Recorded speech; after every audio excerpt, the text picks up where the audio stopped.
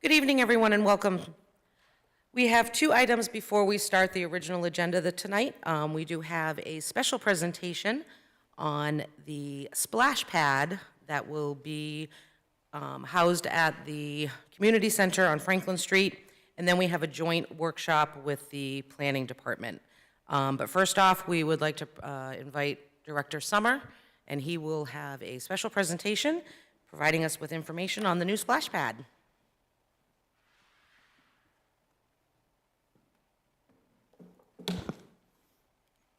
Good evening, everybody. I appreciate the time this evening to come and talk to you about the splash pad. This is a project that's about a year in the making. It started with Brenda Pollock from the Rotary Club of Bid for Saco reaching out to me and saying, Ryan, I got this great idea. What do you think of a splash pad? And I said, Brenda, let's do it. So again, my past is working up in North Conway as a Parks and Recreation director up there. We have splash pads, and I know what a splash pad can do to a community if it's built. Real briefly, Brenda can't join us today because she has laryngitis and caught with a cold, so she's not here, and they've given me the beautiful opportunity to come up and talk to you in front of you. For the people who aren't aware about what Rotary Club does, they help disease prevention and treatment. They help with the water and sanitations, maternal and child health care, basic education and literacy, economic and community development, basic education and literacy, and environment. Their goal, talking to Brenda, is to really make the world better around them through health, through recreation, through education, and this allows us to come together as one entity, private, nonprofit, and municipal, to build something that everybody can come and enjoy. So as Brenda says, just as water, sewer, and public safety are deemed essential public services, parks play a crucial role in enhancing and preserving the quality of life in a community. They ensure the health of families and youth while also contributing to the economic and environmental well-being of the community. And this goes without saying, putting money into recreation, parks, programming, for every dollar that the city and the town puts in, it reaps the benefit of almost $2 back in return. This project is being solely funded through the Rotary, through donations, through grants, through in-kind people who in the community who just wants to make it better. So really putting an emphasis on preserving the quality of life and enhancing the community is essential, not just to this project, but also to the community of Saco. So after going around and spending some time researching splash pads, roughly the cost of about $72,000, and they range from $72,000 all the way up to $150,000, depending on how big you wanted to get. We kind of came on a size of roughly about 1,500 square feet, which is roughly a 30 by 50 splash pad. It's a nice medium size. It's not huge by any means, but it's where the location is going to be over at the community center. It is a great first addition of splash pads to the community. When I say first, by all means, this is first of many that we hope to build within the city of Saco. The expected cost that we've kind of come up with is between $50,000 and $100,000. Most of that's being funded by in-kind donations through Jim Garbout Plumbing, through Molluscan Electrical, through CVS Construction, and many others. But again, everybody in the community is coming together to build something of this, what's the word I'm looking for? Something of this structure to enhance the community of Saco.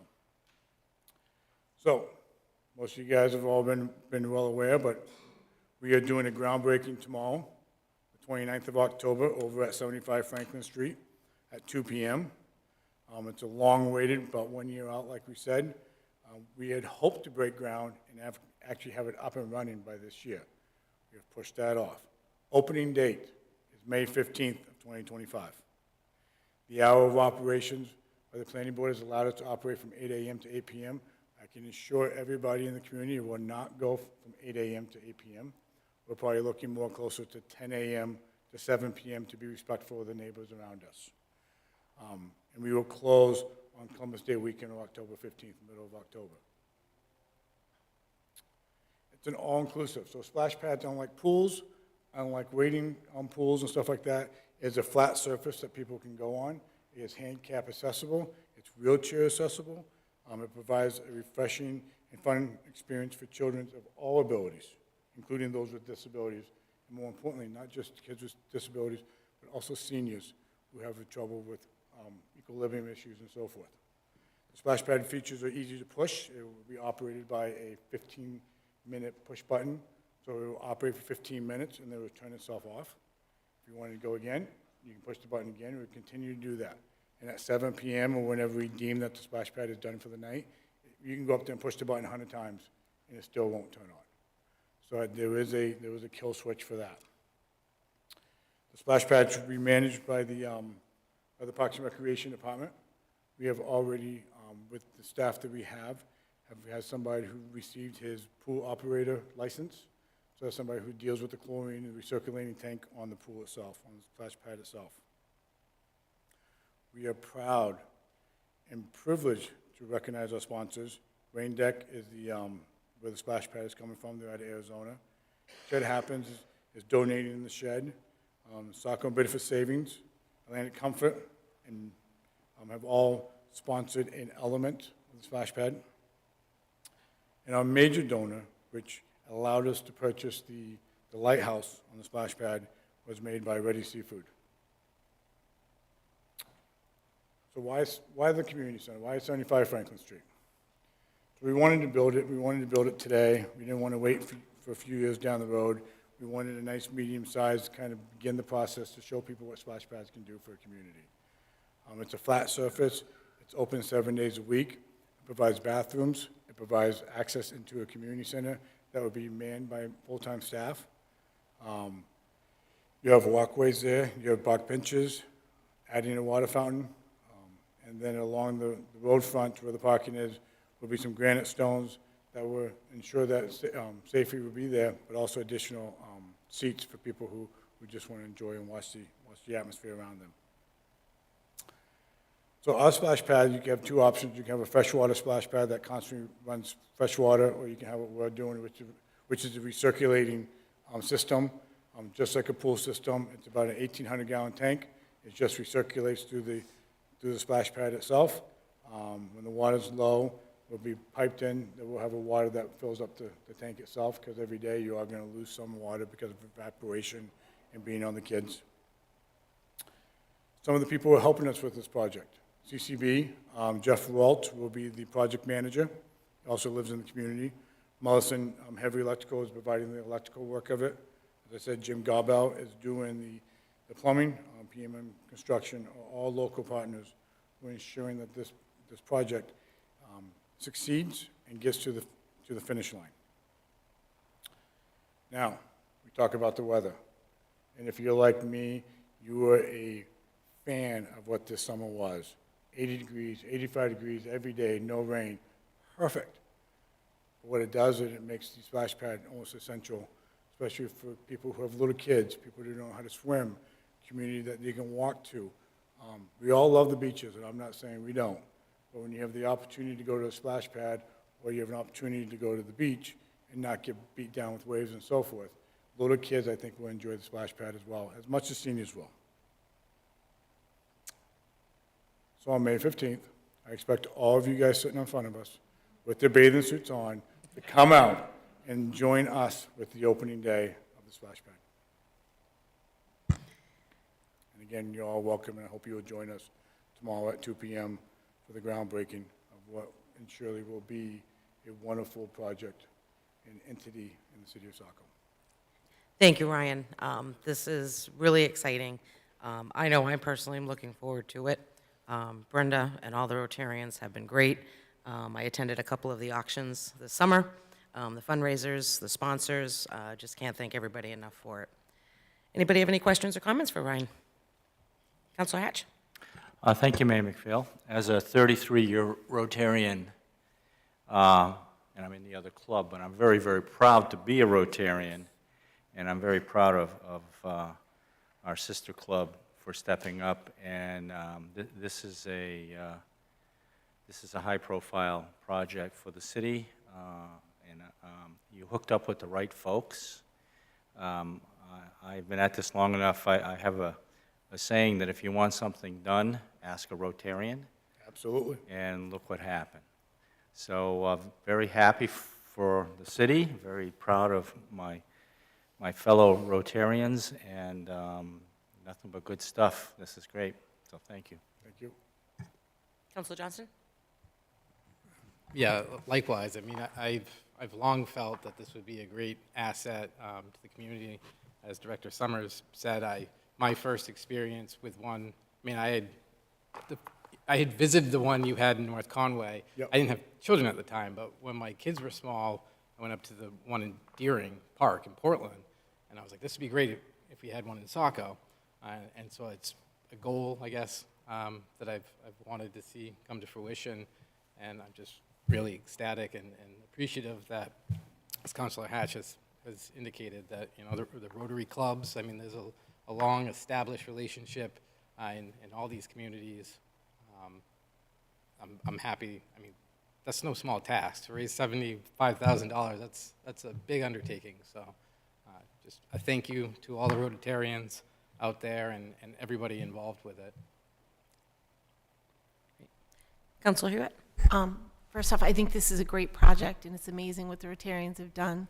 But I do have a few quick questions, and don't take it I'm not in support of this. I just was wondering, do you know what the staffing, insurance cost, and the water cost will be, or is there any estimate? The water cost, because it's a recirculating system, you're not spending a lot on the water. The electrical cost, like a pool, my guess is you're probably looking at $1.50, $2 a day, so about $60 to operate this. Staffing, because it's not a pool, and because it's a flat surface, and there is no groundwater, there is no depth of water, there's no fear of drowning, it will not be staffed. The Okay. facility will be staffed, but we were all already having that planned out, to have staff so people can come in and use the bathrooms and have open gym basketball and use the community center on a regular basis. So the staff was already going to be there, so it really will not increase the Parks and Rec budget that much. Thank you. Thank you. Anyone else? Councilor Archer, then Councilor Gunn? Yes, thank you, Mayor. Just wanted to throw my support on it. I've seen them in action down in Florida. And when you brought up the concept of bringing the 2-year-olds out to the beach compared to the splash pad, I actually recommend the splash pad compared to the beach. The splash pads are, I mean, there's various levels and ages of fun related to the water, but you can get them very toddler-based, and that will allow the toddlers to start trusting the water, starting to understand how to play with the water and things like that. I saw my child down at a splash pad, and she went from nervousness at the beach, again, those waves can be frightening. If I'm only 2 feet tall and a 1.5 foot wave comes to me, that looks huge to me. That's like an 8-foot wave coming to me. Splash pads allow that, just that transition for a child to really start to trust the water. So I'm glad to see it's coming. And I love the idea that you can expand it, because the one that I know is they've intermingled the playground and the splash pad all together. So instead of grass and all that, they have these like fake, the water can go on it and it just feeds through. So you just run from the splash pad onto the playground back and vice versa. So I kind of have a vision as well as kind of how it could look like, but I'm glad to see this as the start, and yeah, that'll be great. Thank you. Thank you, Madam Mayor. Director Summer, just a quick question for you. It's more of a health question. Forgive my ignorance on this, though, but is the water itself chlorinated? Because you did say it's recirculating. If it is, or if it isn't, how often is it switched out? It is chlorinated, and that's one reason why we had the staff member get his pool certification, to make sure that, number one, we make the chlorination at a certain level. We don't want to over-chlorinate it, under-chlorinate it. And then if you need more water, you need to ensure that it's safe. But yes, it would be a chlorinated pool system. And if you don't mind me asking, is it switched out at any regular intervals or anything like that? Right now, the game plan is no, because just like a pool, you recirculate it for the season. It will get drained out during the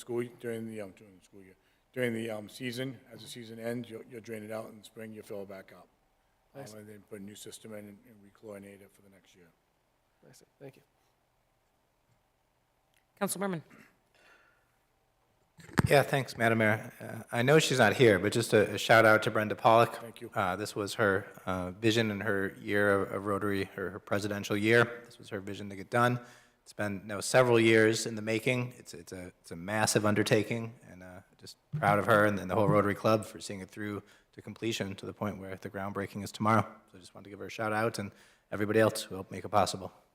And please know, this would not have been done without her, with Brenda Pollock, without Pauline, without the Rotary Club. This is what, again, without them, this is never getting off the ground. One last piece I wanted to talk about real quick about the splash pad is, as we expand splash pads into the city, you have what you see up there is what we call elements. These elements are transferable, so they can go from one portion of a splash pad to another, so they're not stuck into the ground. So as the seasons and we expand our splash pads, every year the splash pad could look different because the elements can move from one splash pad to the other, which will, again, I think will provide some excitement every year to what things could be different. That's fun. Yes. Yeah. Okay, anyone else? All right, thank you very much. Thank you Look for your forward to time. seeing you tomorrow. Yes, ma'am.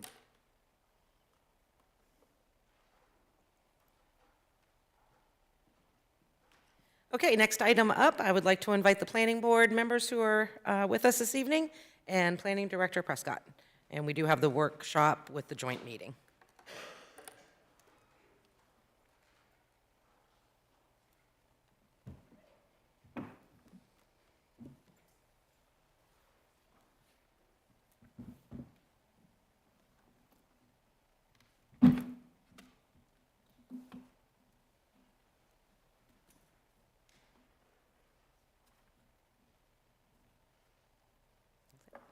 Good evening and welcome.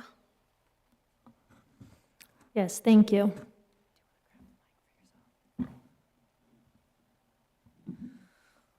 So while I get the technology set up, maybe it would be appropriate to just do a quick round of introductions to make sure everyone knows everyone on the planning board side.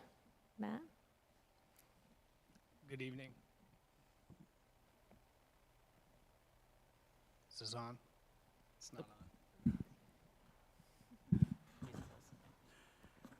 Good evening. Matt Provenzel, the chair of the planning board. Joyce Larry Clark, I'm the vice chair. And I'm Jeff Grosha. Thank you. Thank you. So I have a quick PowerPoint presentation to run through with you all here. And the topic of it will be following up on what we've done to date and then how we're going to move forward. So thank you, everyone, for joining us today. I'm glad we could have this joint meeting. Per Article 4 of your ordinances, you are supposed to be meeting jointly 2 times per year. That's the Planning Board and the City Council.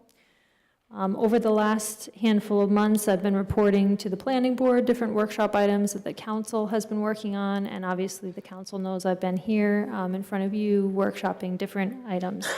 So soon you will receive from the Planning Department ordinance amendment red lines relative to the different chapters that we've been workshopping. This is pretty similar to the presentation as far as the topics on this slide that you saw at one of our last meetings here in September. Just put it forward so that we're all as a friendly reminder of what we have been working on. Some of these items have not gone through yet the planning board workshop process, so the next step, like I said, will be for us to give forthcoming red lines and go through the workshop with the planning board. At our meeting in September, we did talk about ordinance amendments moving forward, and one of the topics was to bring some items written and received from Councilor Hatch to the Long Range Planning Committee and to the Planning Board. So on October 22nd, our Long Range Planning Committee took up the topic of the written comments from Councilor Hatch, as well as some other items we had, looked at the previous workshop that you all had seen at the City Council level. And out of that review, a subcommittee was formed to bring back some information specific to some comments about bulk, neighborhood, definition and neighborhood compatibility tests and some dimensional standards. We anticipate that subcommittee moving forward will then give a report to the planning board, and we'll go over a little bit of timeline with that as well. Just a recap of the land use workshops we have done to date with the city council and make sure we're all on the same page. We started this process with the city council on June 17th. We did a prioritization workshop where we laid out a list that took us through December 19th. We've completed the contract zone workshop with you all. We looked at Vision Zero presentation from GP-COG and PAX. We did a joint Conservation Commission Council workshop, and the topic of that was primarily the Conservation Cluster Subdivision Ordinance. We talked about a growth discussion and workshop, and we asked the councilors to return long-range planning committee reports to us by October 1st so that we can consolidate those and report them back to long-range planning committee and then back to the council. And then on September 23rd, we did a zoning ordinance amendments workshop. And here we are tonight for council and planning board joint. And the next topics will be following up on housing, some LD 2003 considerations, technical design construction standards in December, and school impact fees will take us through the end of December.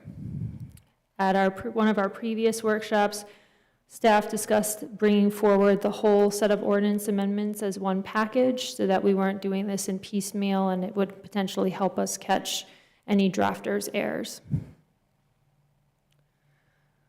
So the timeline that we have moving forward is the Long-Range Planning Committee subcommittee review and report that's just been formed as of last week to have 2 meetings are anticipated for the Long-Range Planning Committee so that that subcommittee can have their own set of meetings, report out to LRPC. For Planning Board, we're looking at a workshop, a public hearing, and report to City Council, so it's anticipated we would have 3 meetings. And then for City Council, once we have the red line ordinance amendments in hand, it would be first reading, public hearing, and final reading with an anticipated 3 meetings from there. Some of these could overlap. Some of these, the board might take longer than this, but this is a general expectation that we would think to see. I don't know if any planning board members want to jump in here.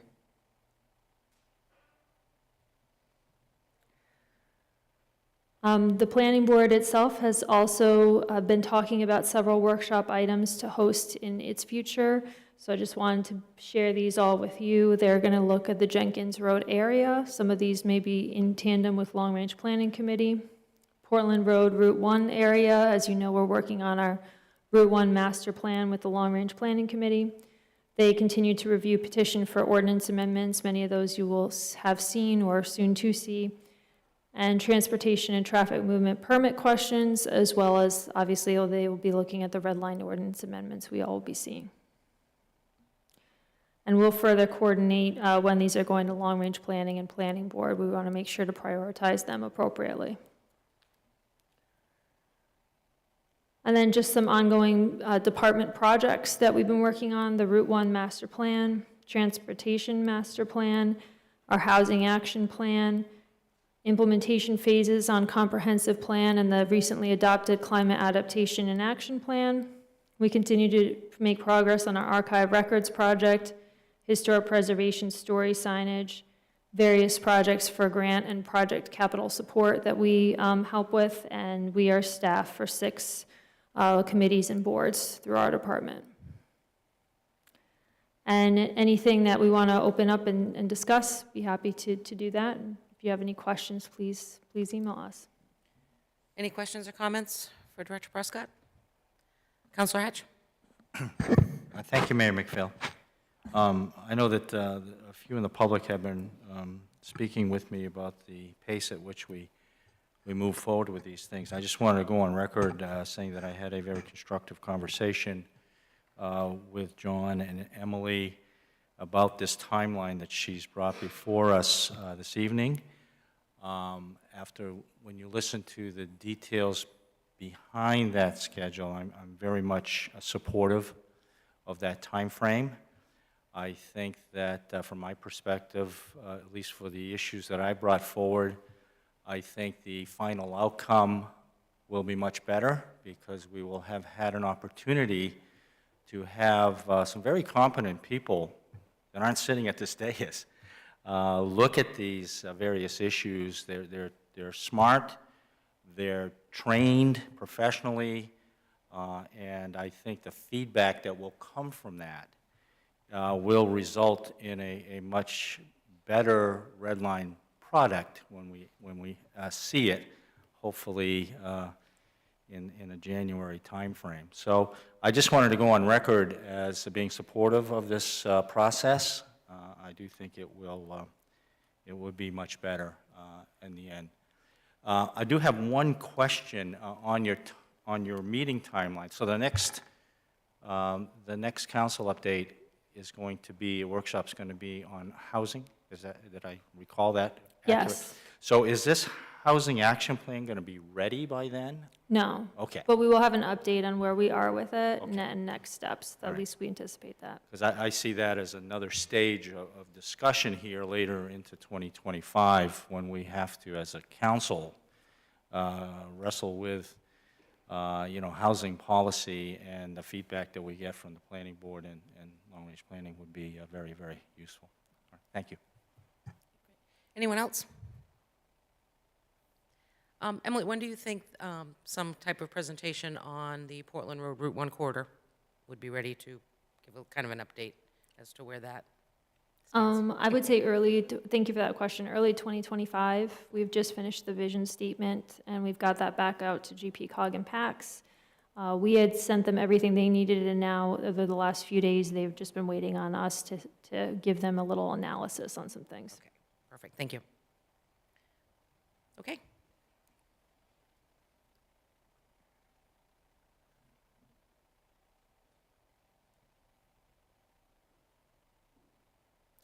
Would you like any questions from planning board, or should we just check to see if there's any planning board member questions or comments? Is that all you had for the presentation? This is For the it, yes, update? for me. Okay. Thank you. Okay. Any questions from the planning board or anything that? Thank you, Madam Mayor, members of the council. As you can see, the planning department is very, very busy. And I think we're very fortunate that we have Ms. Cole Prescott as our planner and the team that she's developed, and I'm sure you guys are all aware of that. The detail that is prepared in each one of her studies is very overwhelming, and it's a great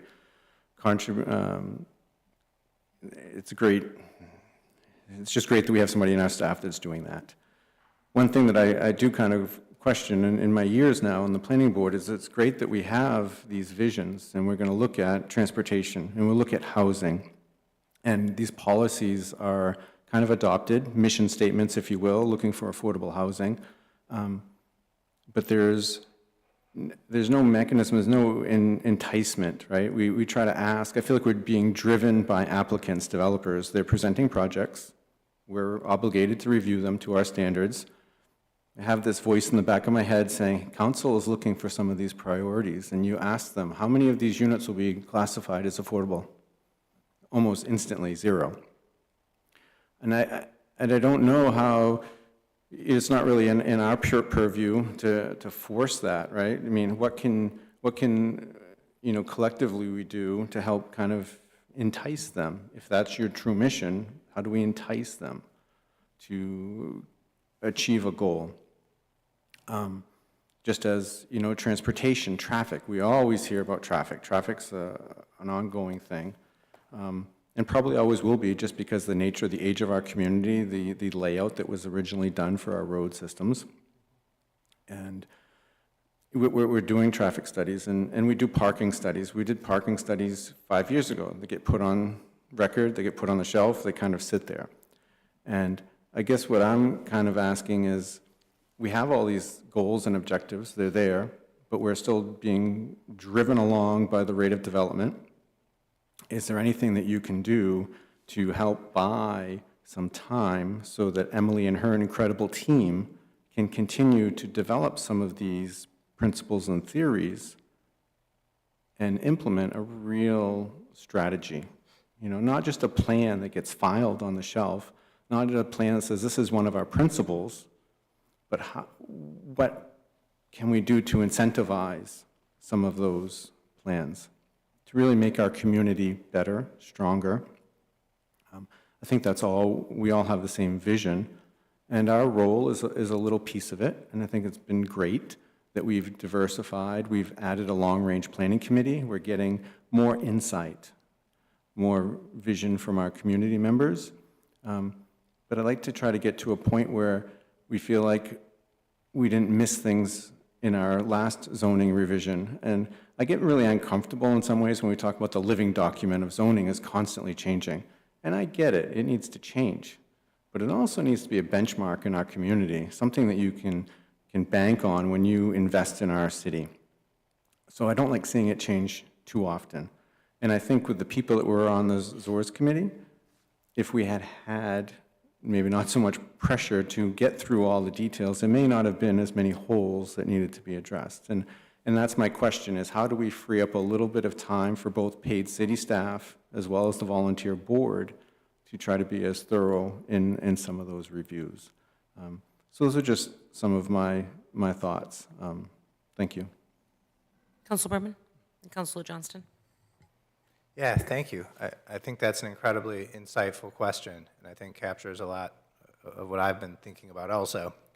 As I drive to work each day or drive here, I think about these competing pressures. And at one point, the public radio was doing a report on the main state housing needs and the role, the report that just came out and about the number of housing units that each county and then each town are going to have to develop to meet the current influx of residents we're seeing and the current job needs.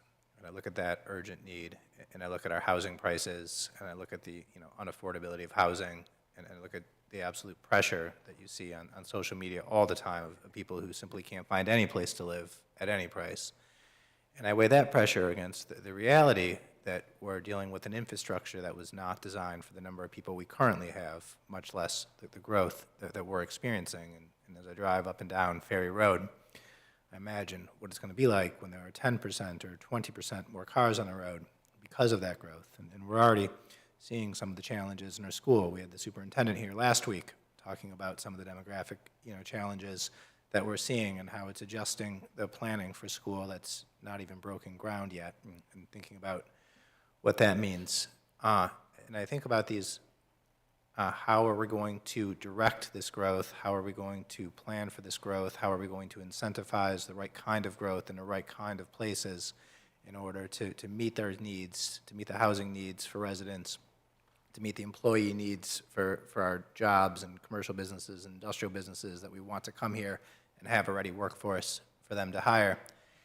And one of the things that I'm inspired by is some of the work that the Conservation Commission has recently done on their cluster subdevelopment and trying to put in some real incentives that if you build the right kind of units in the right kind of way at the right, they didn't deal with affordability, but one could imagine you could, and the planning department later put some affordability metrics in there, that you get some bonuses for the type of development. And I'm wondering if that kind of approach isn't an approach you'd want to take more broadly, where we create some real goals for where development fits, what kind of development fits there, for density, for conservation, for how it intersects with our roadways, and really start to build that into our zoning and our planning.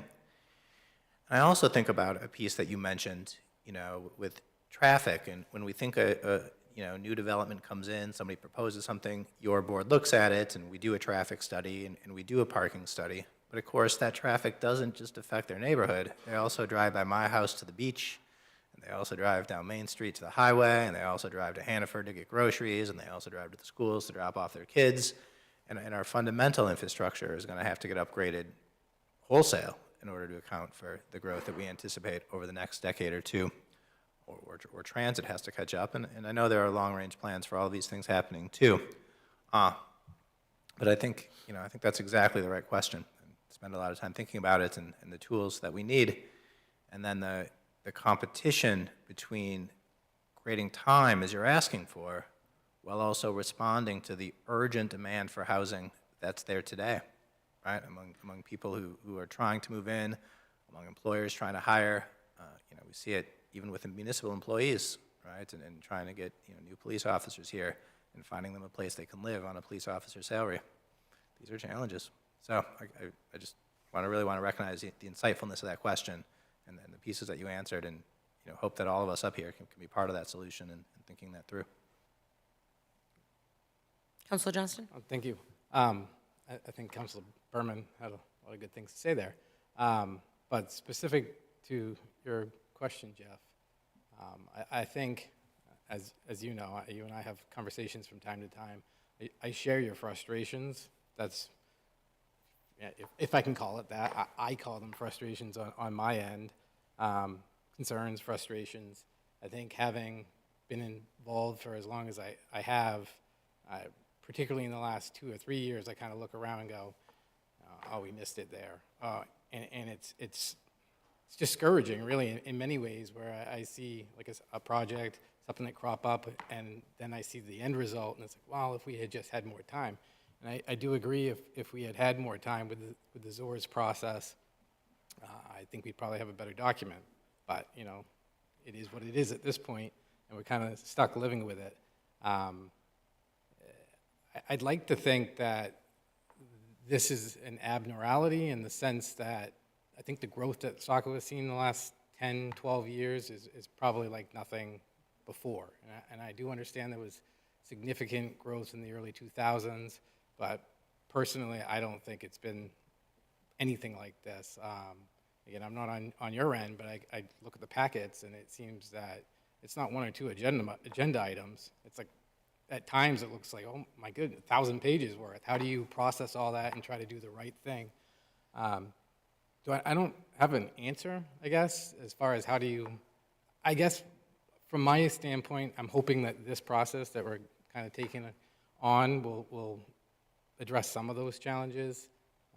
I know I often have conversations with other councilors about concerns. I mean, Portland Road remains a serious concern because we see it.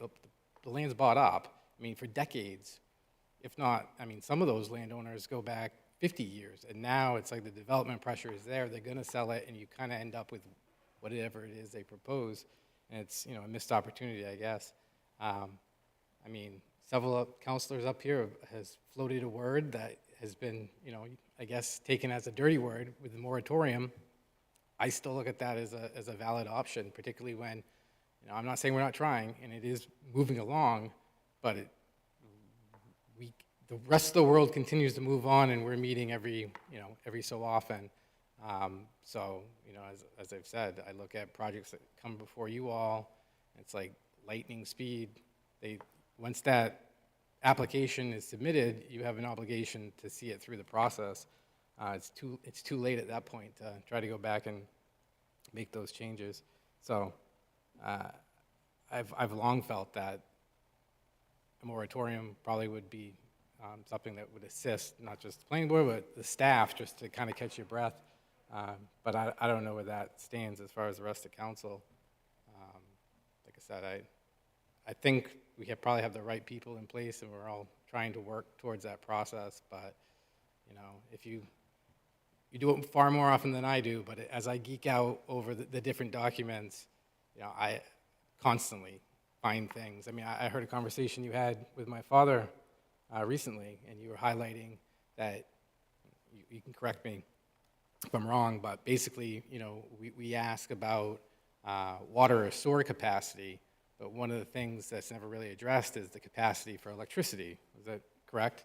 And it's something I had never really thought of previously, but obviously that also has an impact in your community if you're now looking at, you're putting additional electricity into certain areas, or can that neighborhood even hold, that utility? And obviously in California, you see, brownouts or blackouts, whatever.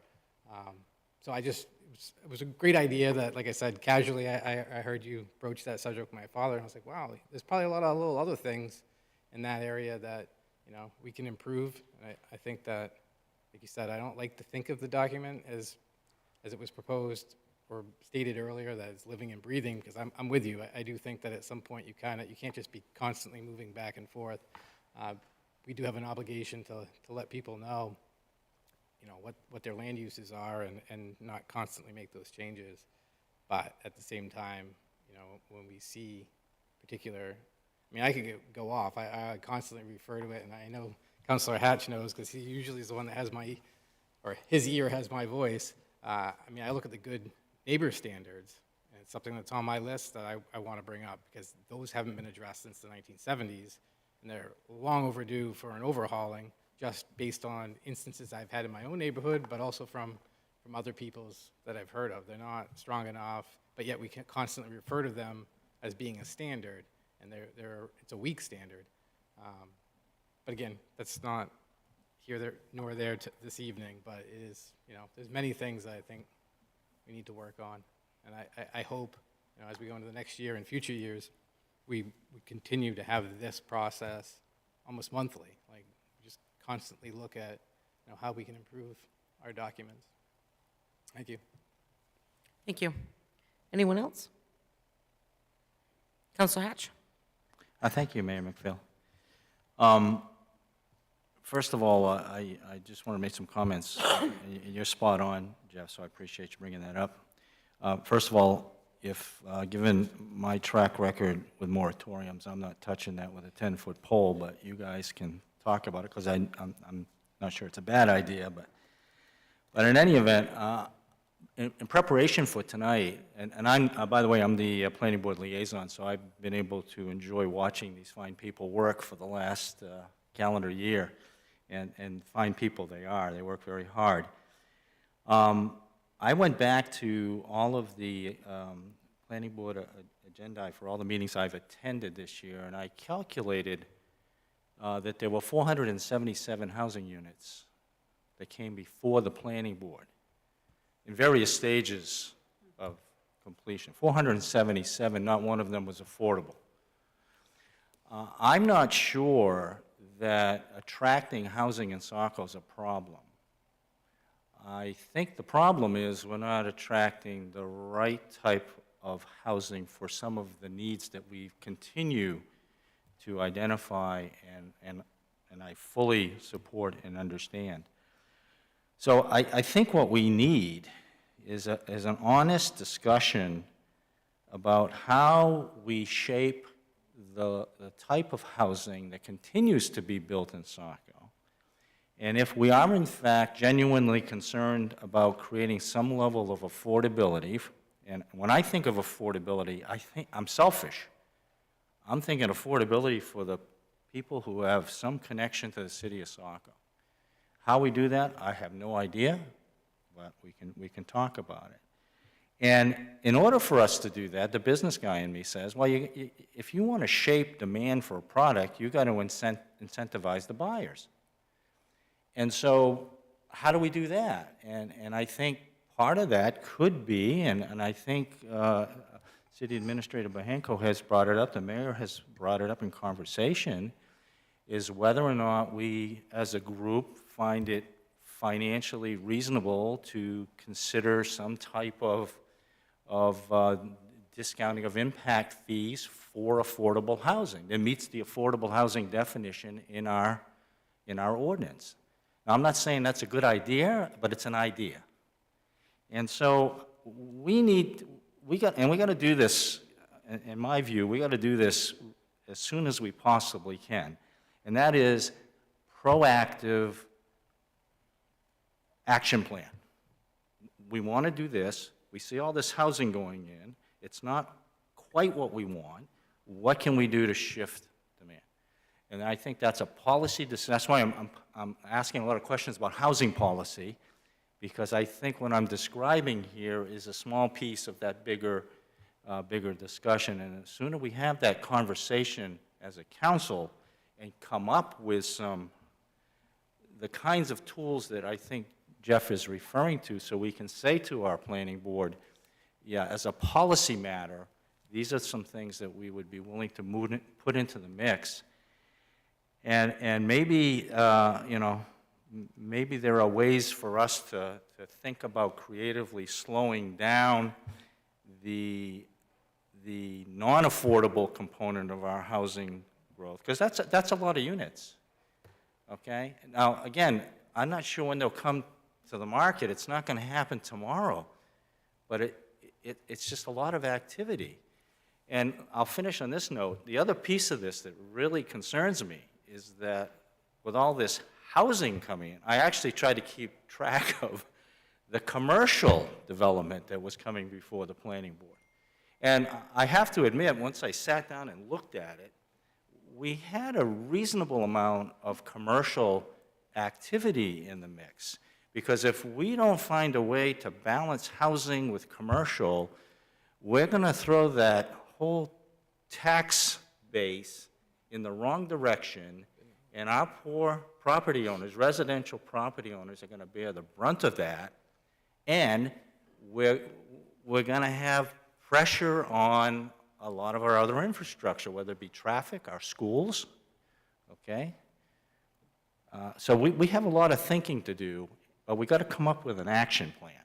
Otherwise, we're going to sit here and talk about this. You've been talking about it for years. I'm too old to be talking about it for years. I just want to get it done, okay? So I would encourage, this is the time. I look at our plan, the complexion of our planning board, thanks to some very, very strategic appointments by our mayor, and I look at the folks who are on that subcommittee from the Long Range Planning Commission. These are really sharp people. So if we're ever going to do this, we got the team. You want to win the World Series, this is our team. And we got to push that, forward. So that's it. Thank you.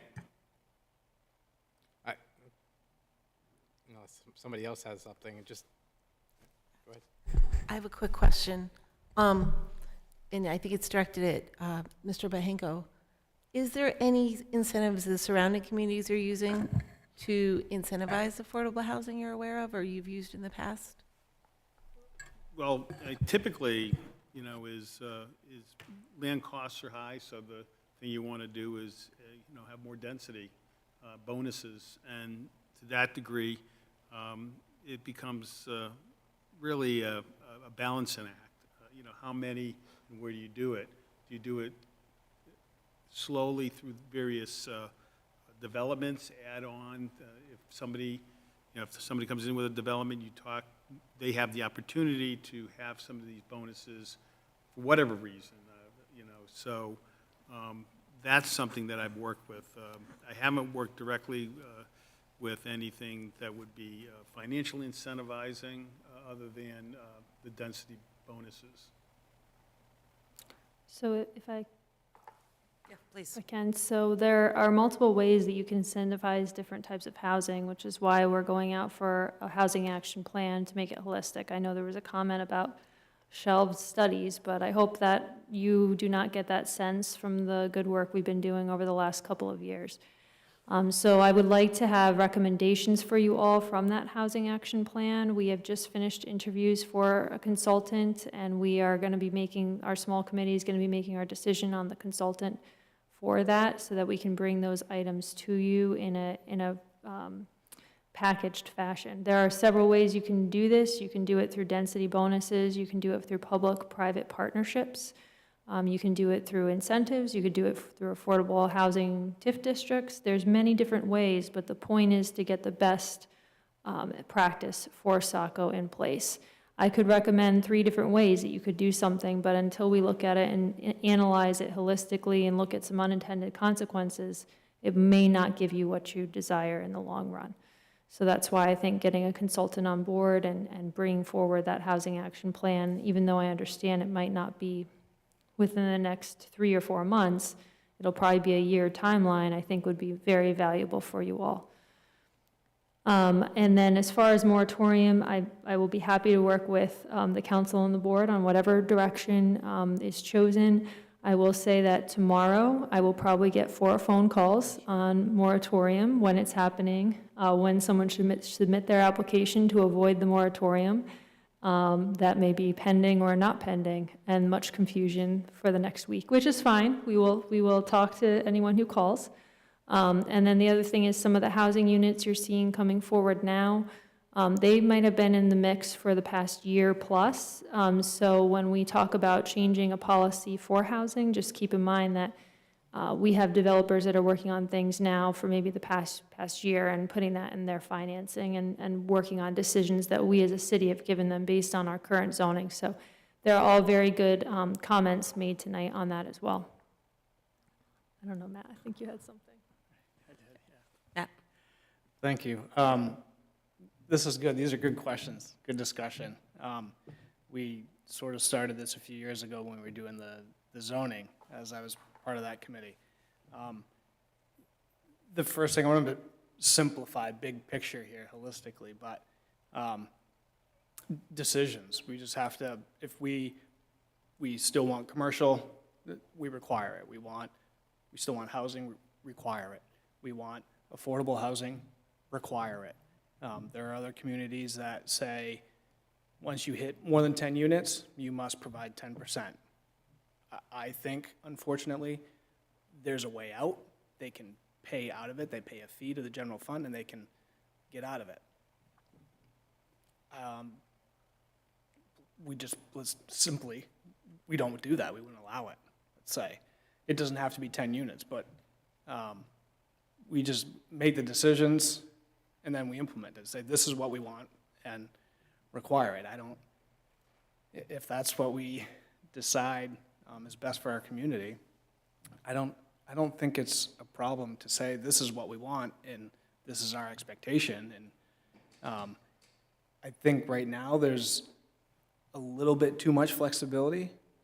I think narrowing it down is not a problem. As Councilor Hatch said, there's a lot of units, and just imagine of the 427 units, if just 10% of them were affordable, that circles back into the definition of affordable. Affordable, per the state's definition, it's still a lot. I don't know if I would be here myself if I don't think I could meet that. So I think it has to be better than that. So I guess I don't see a problem, especially since we're talking Portland Road and Route 1, that there are, for example, requirements within, we've talked about a few 100 feet of Portland Road, for example, just for discussion. We require a 3-story building with first floor, a pedestrian activity, retail, commercial, something along those lines. And then the upper floors are housing. And incentivize after that, more green space, but something that also has to benefit the city. It can't, green space, solar, less impervious, covered parking, things like that, things that, the incentives have to help the city as well. It has to benefit us. It can't just benefit the developer to get to come in. It has to be a mutual benefit there. So it's all good questions. There's a lot to do. Emily's working hard. We're working on it in tandem here, and I'm helping as I can, but we've come a long way. There's a lot that has been done. There's still a lot to do, so that's all. That's just my 2 cents. Thank you. Yeah, and I personally, between Director Prescott, the planning board members, what we've thrown at you guys for the last year, you guys have definitely stepped up. Very proud of the work that's come through. But to the point of affordable housing, we all discussed it back when LD 2003 first came out. We threw all these ideas out, but we chose to hold off on it. It's not that it hasn't gotten done. Council has not brought that back because we had items such as CZAs, ordinance changes that kind of took precedent to us at that time. So, the affordable housing thing, yes, it's time to get back on track. But no, that was council. We kind of pushed that on the back and said, no, we want to look at these items first before we get into it. And as far as the moratorium, no, that hasn't, if somebody does want to bring it forward, they certainly can. But as long as items are moving forward, but we are seeing that increase now, so at what point do we say, ooh, what's moving faster? Is the great work that everything's getting done, but is it keeping pace? So maybe that's something down in the future. But no, again, for me personally, I can't thank you guys enough for all of the work that everybody has put into it. Councilor Johnston? Again, I lost a lot of what I was thinking about before, but largely I think Matt really summarized where I was going. As far as, our policies, I've long said this, our policy dictate the outcomes.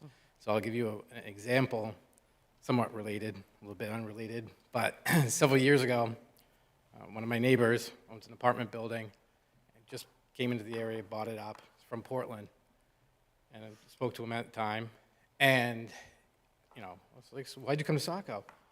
First thing out of his mouth was that at the time, oh, well, you guys don't have, Saco doesn't have any multifamily housing inspections, right? So, oh, Portland's all over the place with all these standards, so I'm coming to Saco. I divested in Portland, came to Saco because you don't have these standards. So I kind of made note of that at the time, you know, this is 7 probably years ago. But likewise, it's like Portland, as Matt indicated, you know, they have that requirement for 10% affordability, or they pay into a fund.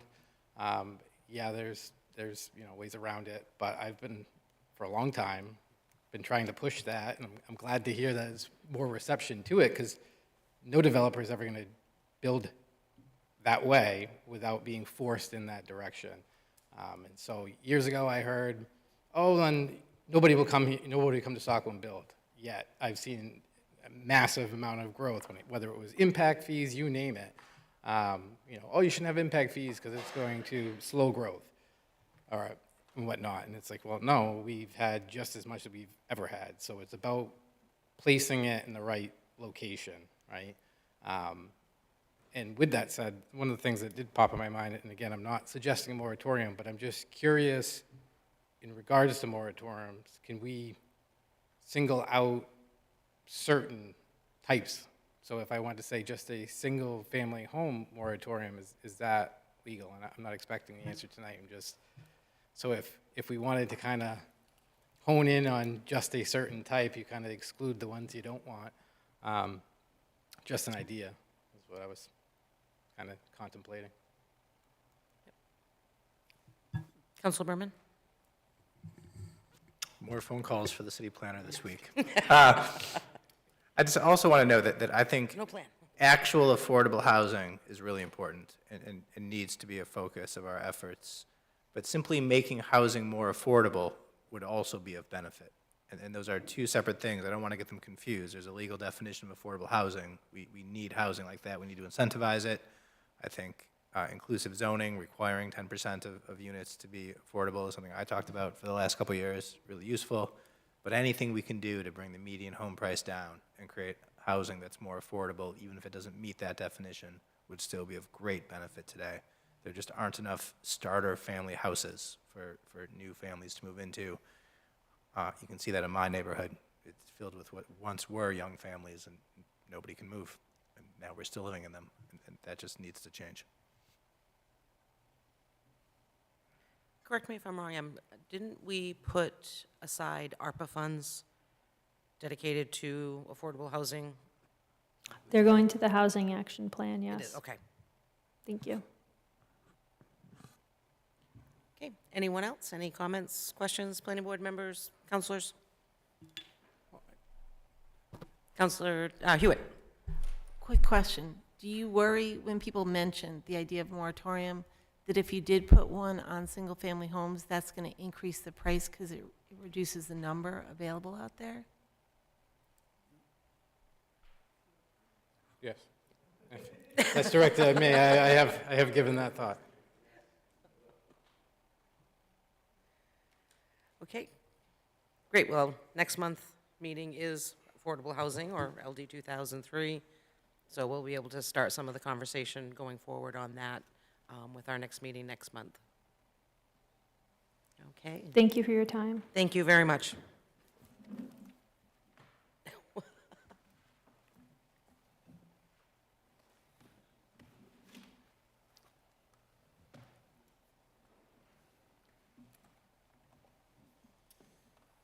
Okay, that now takes us to regular scheduled agenda. I'd like to call the meeting to order for October 28th, 2024. Let the record reflect, meeting starting at 7:28.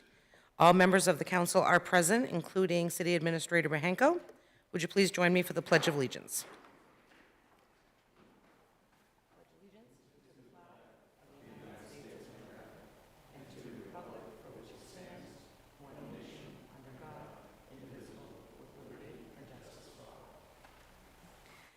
Thank you, everyone.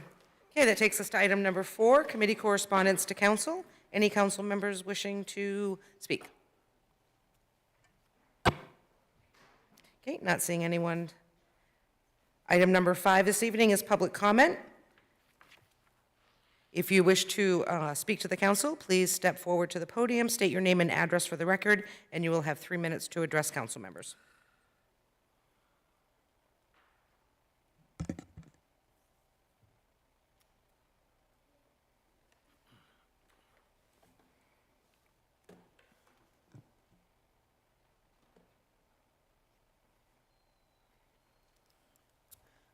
Hi, I'm Kelly Archer, 185 Bradley Street. Bravo to the Planning Board and Council joint meeting. A lot of great information.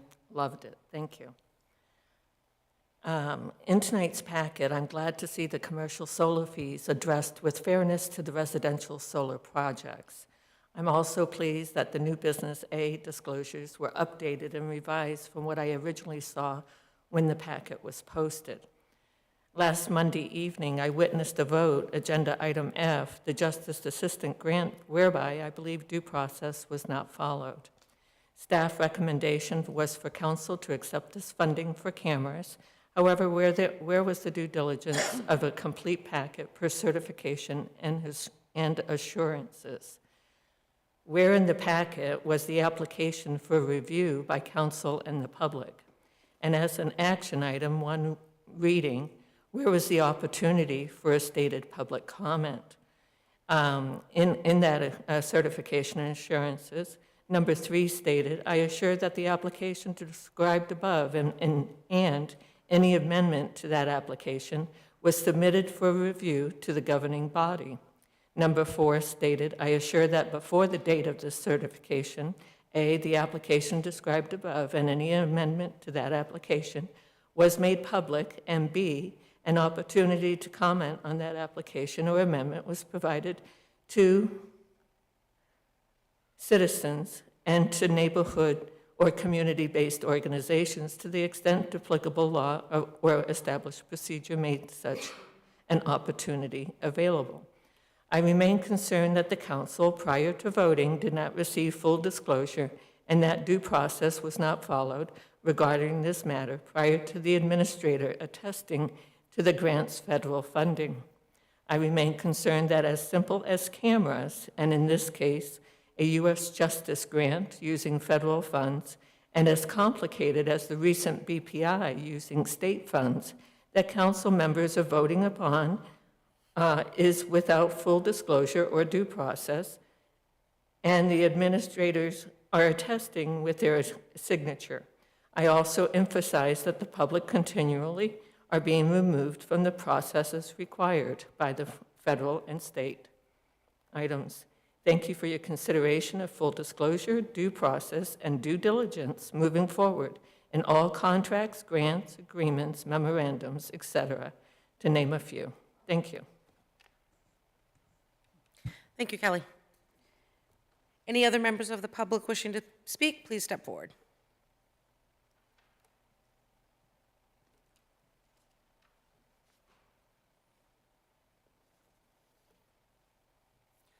Good evening. My name is Jeff Brochu. I reside at 257 Buxton Road.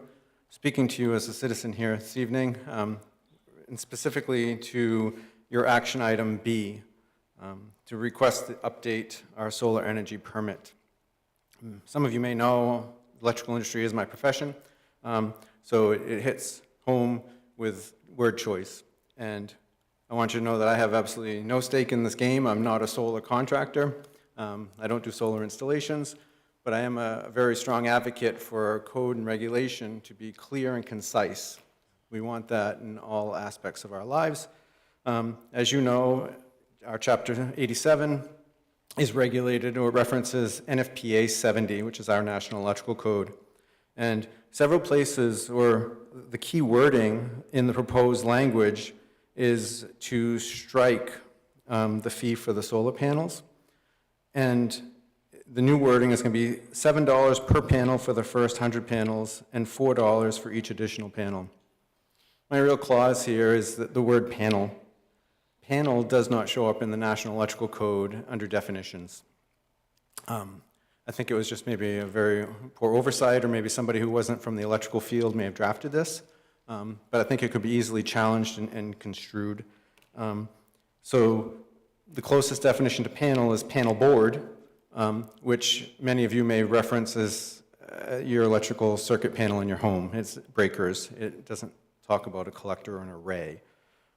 As to where solar panels might be talked to as solar cells, the individual cells, and the collection of the panels, where the term module, but module can involve several pieces.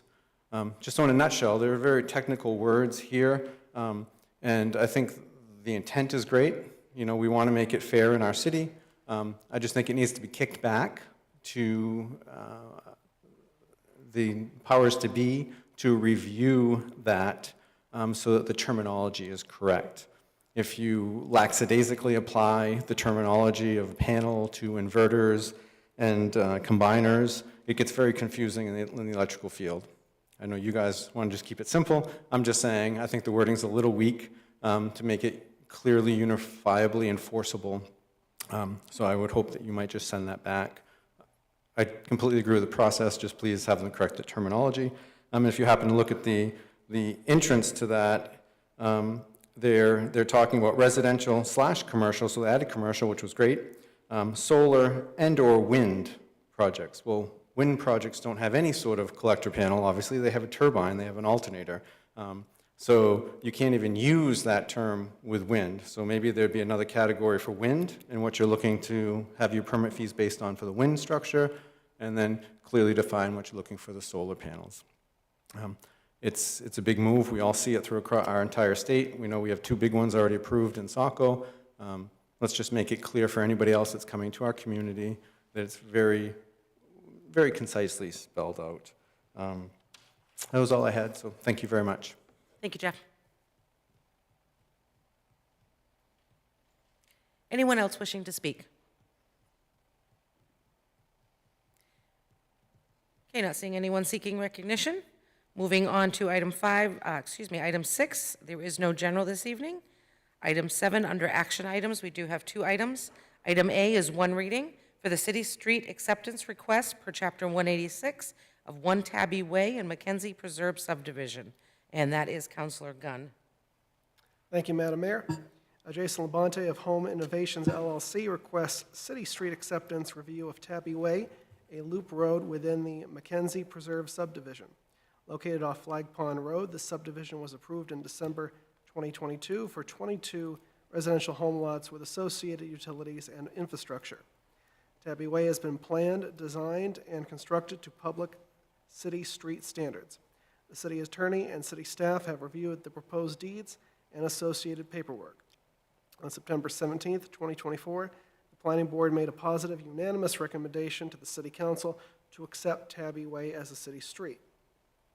I move to accept Tabby Way as a city street pursuant to Chapter 186 ordinance provisions.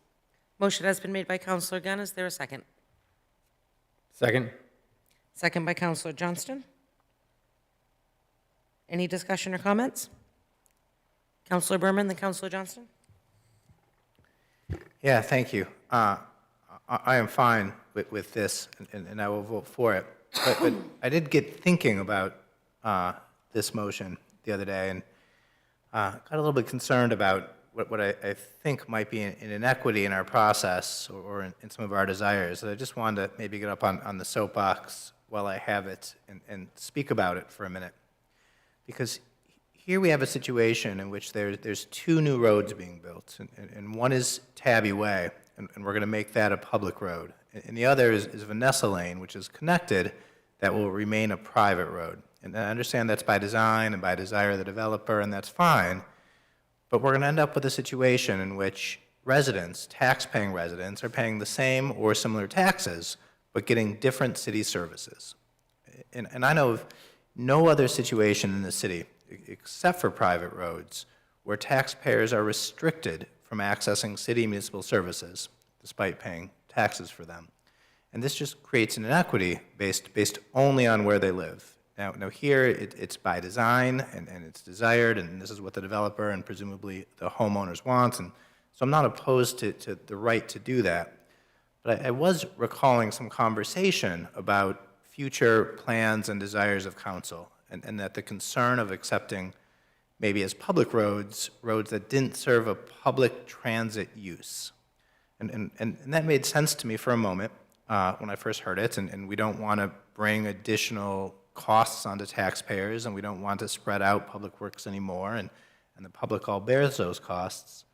But then we do suffer from the inequity of people who are paying taxes but not receiving the plowing, but not receiving the same services everybody else does in road maintenance and upkeep and water maintenance and all of that.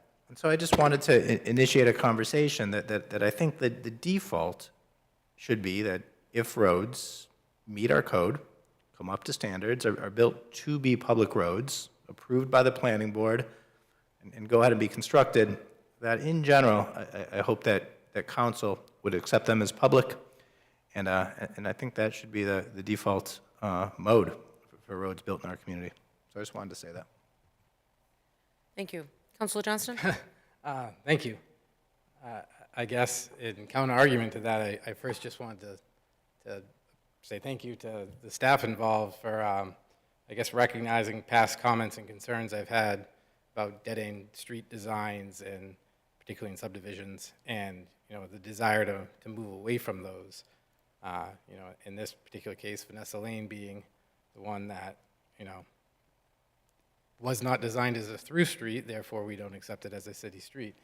You know, I guess likewise, I actually commend, I see that he's not here this evening, but I did want to commend the developer for actually getting this street constructed as expeditiously as he did. I mean, quite often, my experience here in Saco is you have an approval, and then a development takes, I mean, I've seen some take as much as 20 years, and in the meantime, the streets that were designed to be city streets don't get accepted, and the people that have bought into that subdivision are then left without city services, even though when they bought, they thought that that's what was going to be provided for them.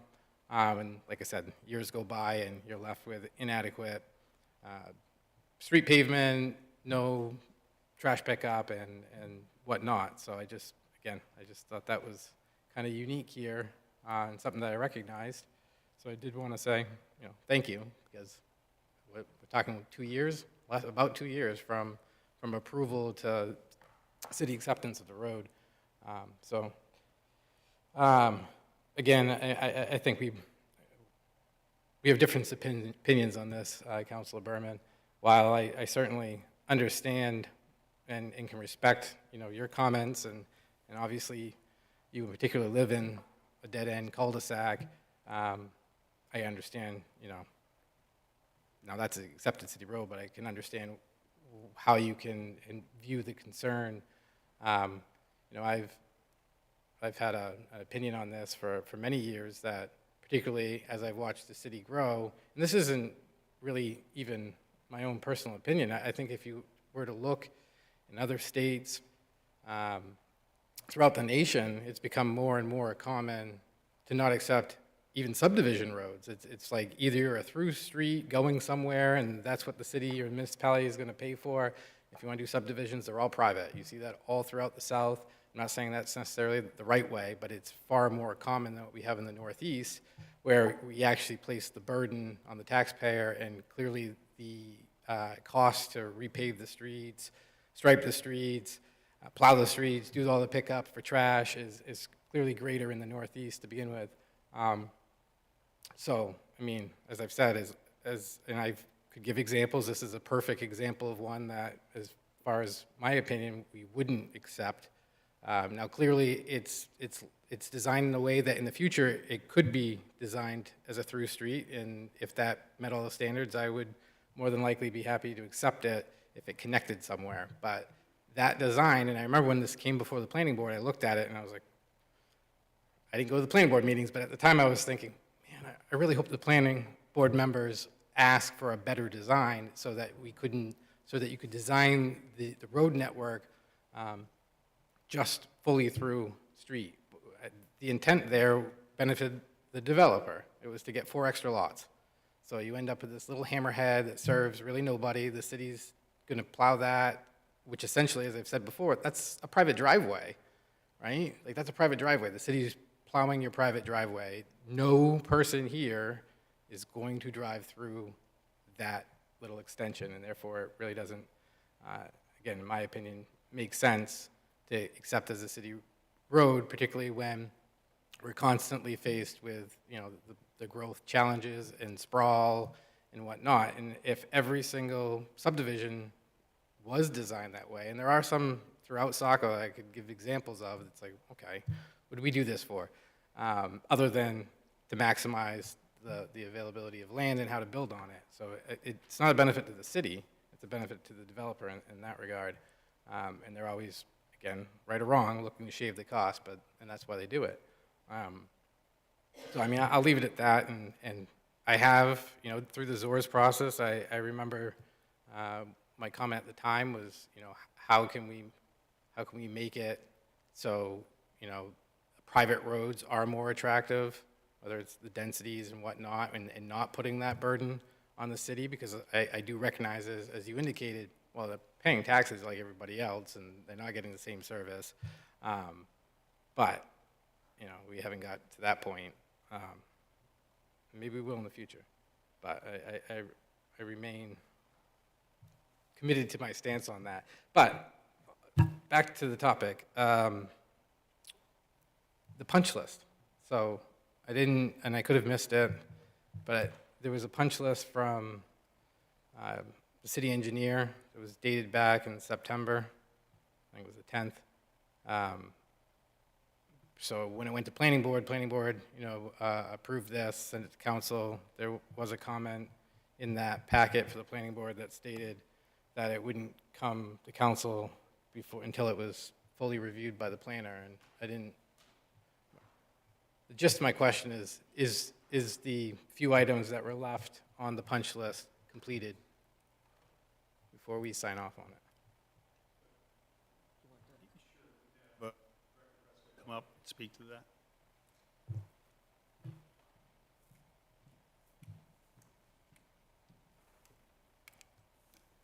Everything is completed. I do have an email from Joe. I have confirmed with Public Works.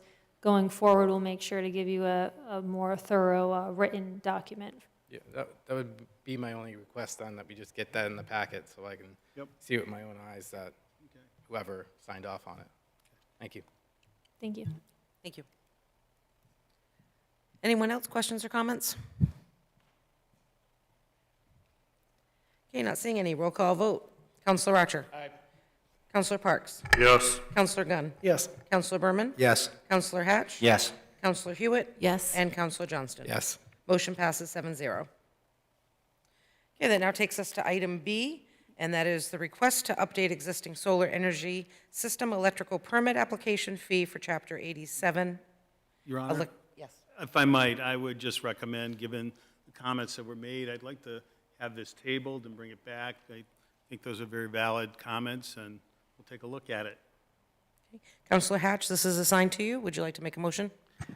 Yes, I'd like to make a motion to table this vote until staff has a chance to address the language clarity that was suggested at public hearing. Okay, motion as to table has been made by Counselor Hatch. Is there a second? Second. Second by Counselor Hewitt. Roll call vote. Counselor Archer? Aye. Counselor Parks? Yes. Counselor Gunn? Yes. Counselor Berman? Yes. Counselor Hatch? Yes. Counselor Hewitt? Yes. And Counselor Johnston? Yes. Motion to table passes 7-0. Thank you. Okay, that now takes us to item 8, and that is new business. We have 2 items this evening. Item A is a petition for zoning map amendment filed by Aaron Gregory to rezone a portion of map 76, lot 12, from the industrial I zoning district to the low-density residential LDR zoning district. And that, Director Prescott, do you want to come up and kind of give a background?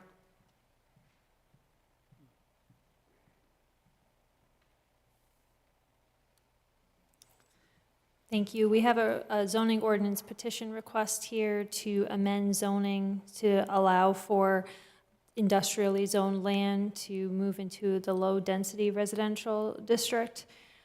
This came before council probably in 2021, I believe, when it was fully zoned low-density residential. And at that time, the request was to allow access to the back the back land that is zoned industrial.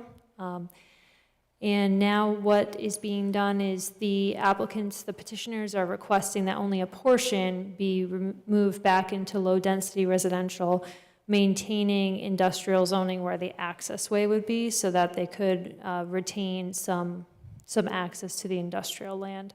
I can certainly pull up the packet in a moment, and you also have it before you in your meeting materials. Any questions at this time? Councilor Archer, then Councilor Hatch. Yeah, so my comments will not take effect at all, but I don't mind presenting it a little bit. Isn't this kind of what we were discussing on the going back and forth on our properties? What is our vision? We just kind of met with the planning board, and isn't this kind of deriving from that? Because I do remember when this was, I believe it's all been clear-cutted by now, right? It's all that land next to the highway, correct?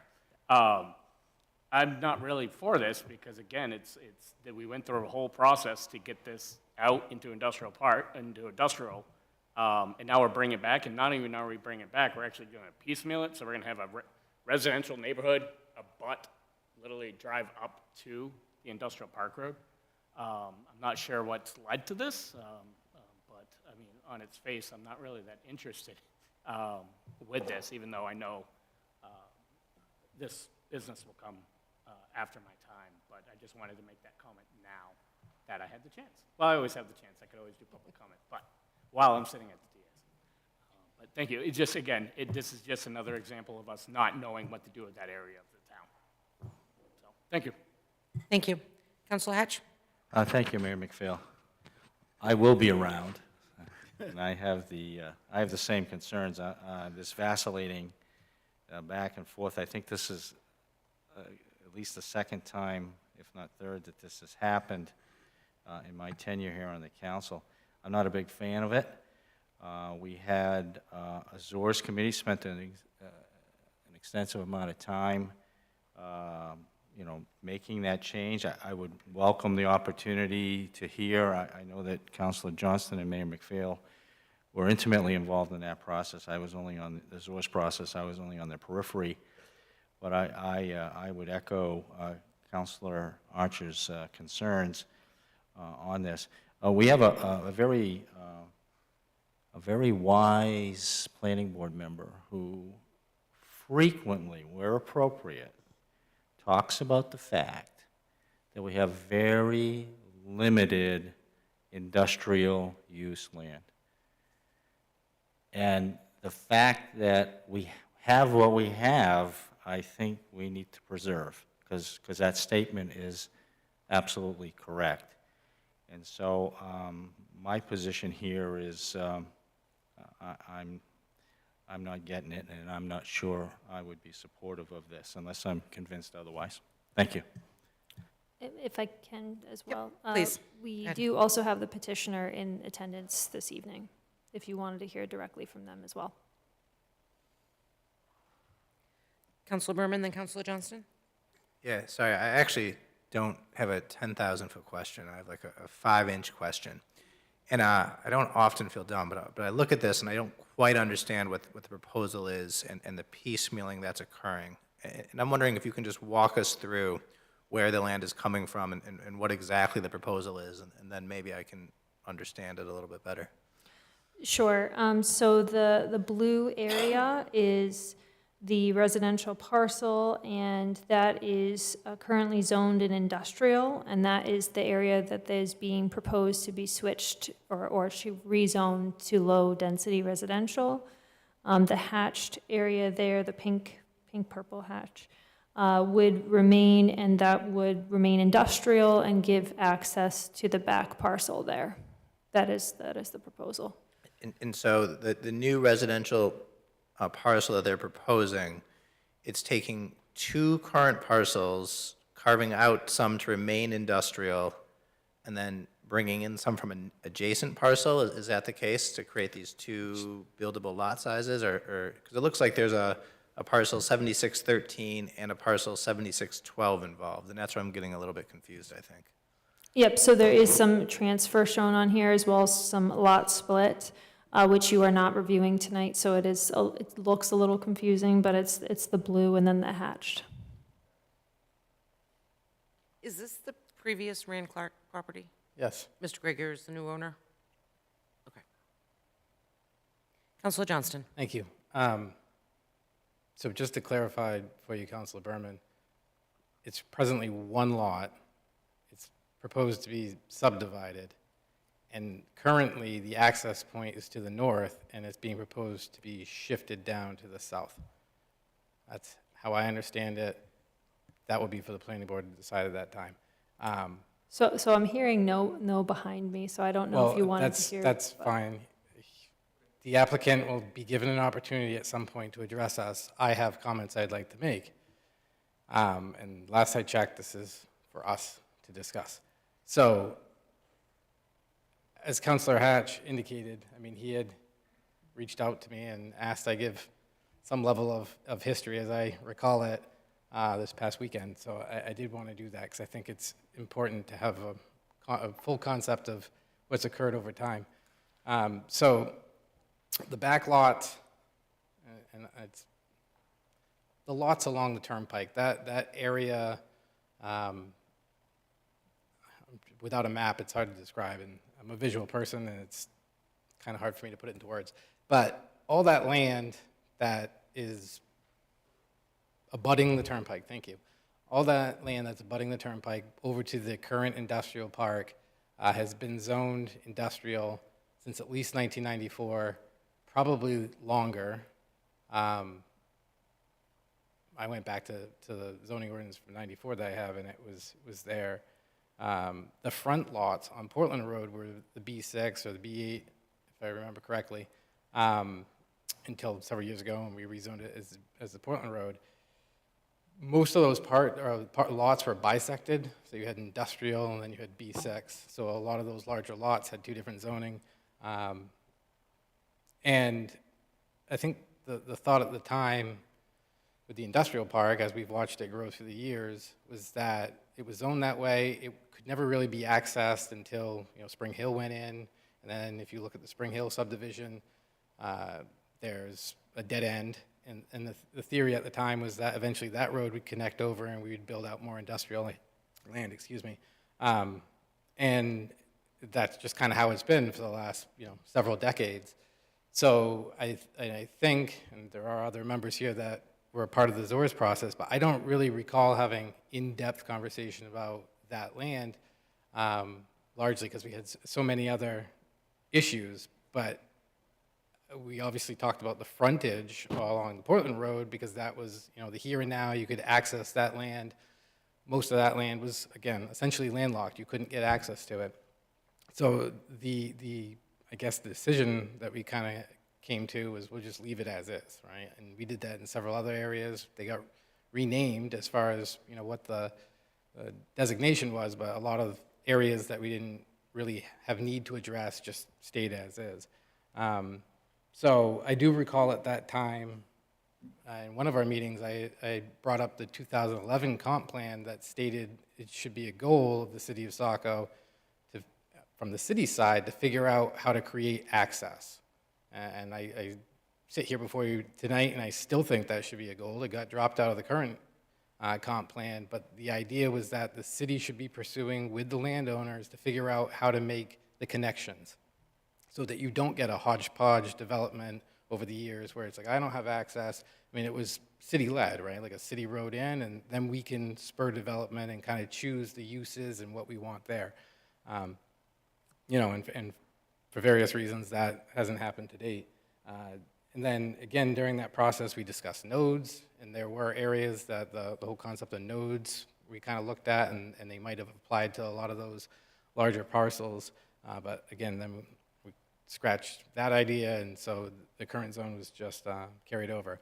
So then we fast forward to January 2021, council approved the current zoning ordinance, and within 2 or 3 months, Mr. Clark, who owned that land, came forward and asked for this zone change to make the frontage on Flag Pond industrial use, so he could access his back lots. Now, several of us were here. I mean, I was conflicted at that time because I looked at it and you had established, a long time established residential neighborhood on the Flag Pond, and then all this industrial in the back, and essentially you're now going to have an access point that's likely going to have tractor trailers and whatnot traveling right through out onto the Flag Pond Road. But again, thinking back to it, you know, it's kind of the chicken or the egg type scenario. It's like, well, do you want that type of development there, and how do you get it? And this was the only way forward. And I know for me, and I don't speak for others, but I know for me, like I said, I was conflicted with it because it seemed like an incompatibility, but the impression I received, and like I said, I don't know other counselors, but the impression I received was that, you know, Mr. Clark was like rip-roaring ready to go, and this lot was going to be developed. So it was like, okay, so we're going to do this, and I'm going to see something come to fruition immediately, not sit back and wait several years and see nothing, because that's not really how zoning should work. Like, I'm not making a change just for you, but the more I sat back, I realized it was more just a method to market his property, and not meeting necessarily the goals of the community as from our level. So, like I said, now that approval occurred. At the time, he owned the back lot and the front lot, so the argument was, well, who am I impacting? It's my own property. Now, both those parcels have been sold. It would appear as though, based on the packet, that the land in question has been sold not once but twice now, so it's now into Mr. Gregory's hands, and that's where this, you know, question of do we flip it back so that we can put housing back there? And like I said, I think I'm regretting, as I said earlier, this is one of those decisions we made that I'm regretting having voted favorably to it, because I think it was a hasty decision. It was, again, I wrestled with it and convinced myself, well, we're going to see something, but in reality, we haven't seen anything, and I'm still stuck wondering, you know, what's that whole area, you know, that Portland Road area, and over to Spring Hill, that's largely undeveloped, is probably the largest tract of land that we have that's undeveloped, that we supposedly want the development. We haven't figured out the right combination of how to get that development.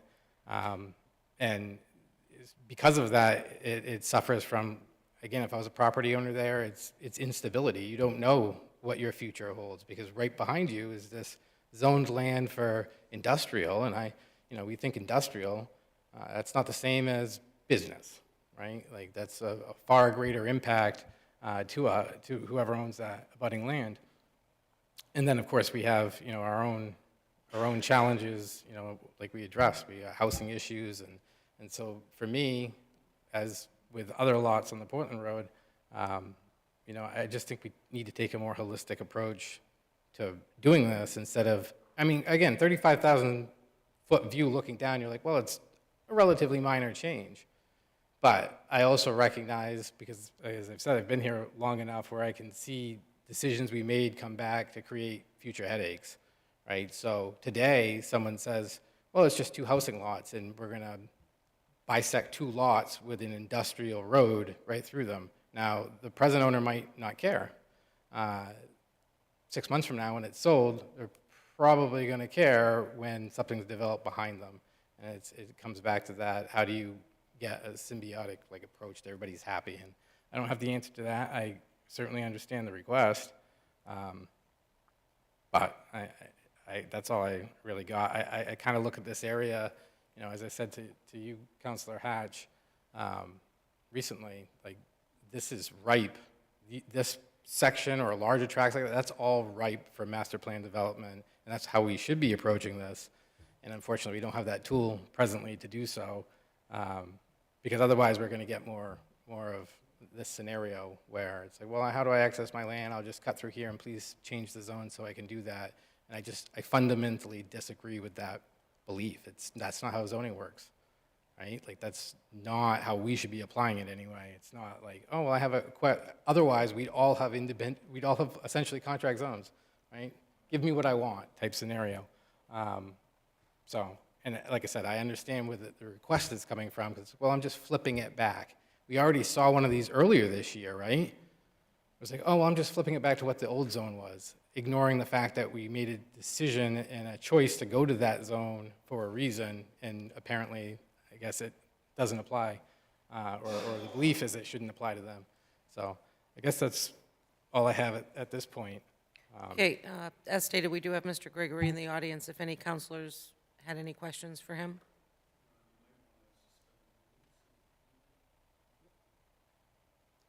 If any, okay, it doesn't look like anybody does, so I think we're, oh. Okay, we need to take a vote to suspend the rules to allow the applicant to speak. Is there a motion to suspend the rules? Motion to suspend the rules, please? And I'll second. Motion made by Counselor Hewitt, second by Counselor Berman. Roll call vote, Counselor Archer? Aye. Counselor Parks? Yes. Counselor Gunn? Yes. Counselor Berman? Yes. Counselor Hatch? No. Counselor Hewitt? Yes. And Counselor Johnston? Yes. Okay, motion passes 6-1. Okay, Mr. Gregory? Good evening and welcome. Thank you. Hey, Counselor Hewitt? Can I just ask for an overall plan of why in the industrial zone? Sure, absolutely. There's currently a farmhouse on the property that is a residential house on that lot. The access, and I'm sorry that I was shaking my head, I have a newborn at home, so I'm operating on 3 hours of sleep, but, and I'm still trying to be here to explain it tonight, so I apologize, Councilor Johnston, for if my head shake was giving you troubles. But the industrial access is going to remain. We don't own that. Boss Holding Companies, who we bought the parcel from that was originally residential, they basically shifted because the fire department didn't want them to use the existing access because it was too close to, 95 for the access, and there wasn't enough sight vision when you come over that hill to make a good turn if you have a truck. So they shifted to put their access another 290 feet down the road so that it could be safe. The use of the parcel never changed from residential. There's an old cemetery on the parcel that can't be changed. So the use as an industrial parcel doesn't make sense. You can't build a big industrial building and use it there. And there's an old farmhouse that is used as residential. So the parcel has never changed use into an industrial use. It was really just a paper trick that the previous developer used to get a road to the back lot. And that will remain. We don't own that. That is part of the back lot. There will still be access to the industrial road, which I think was the original goal in the original decision. We are only proposing that what is already residential and is being used as residential continues to be residential and allows us to build more housing. And that's what our proposal is, to split it and build another single-family home. There's also a lot on the other side of this access road that they just built 2 duplexes. I don't know who did, but they were permitted right in front of this industrial land. And I assume they would know that, the developer, because, it recently happened. So that's kind of where I'm at. I just wanted to make it clear that we're not proposing to limit access to the industrial land. That will stay. We're just proposing to change our parcel, which is a small 2-acre parcel, into residential so that we can split it and add a second home. Great, thank you. Any other questions?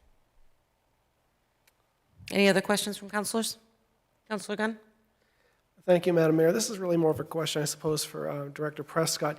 Is there, and again, pardon my ignorance on this, though, but is there any potential actual planned use for these other landowners with the industrial space that we sort of went through the process of making this easement back in '21 to allow access for, is actually being used for anything? Or is there plans in the works for it to be used? Should I address that question, Madam Mayor? Yes. So that's a great question. I appreciate it. What I'll do is I'll search our records to see if there's anything active. I don't believe there is. And I don't mind reaching out to the developer, the current owner of that parcel, and asking if there's any plans.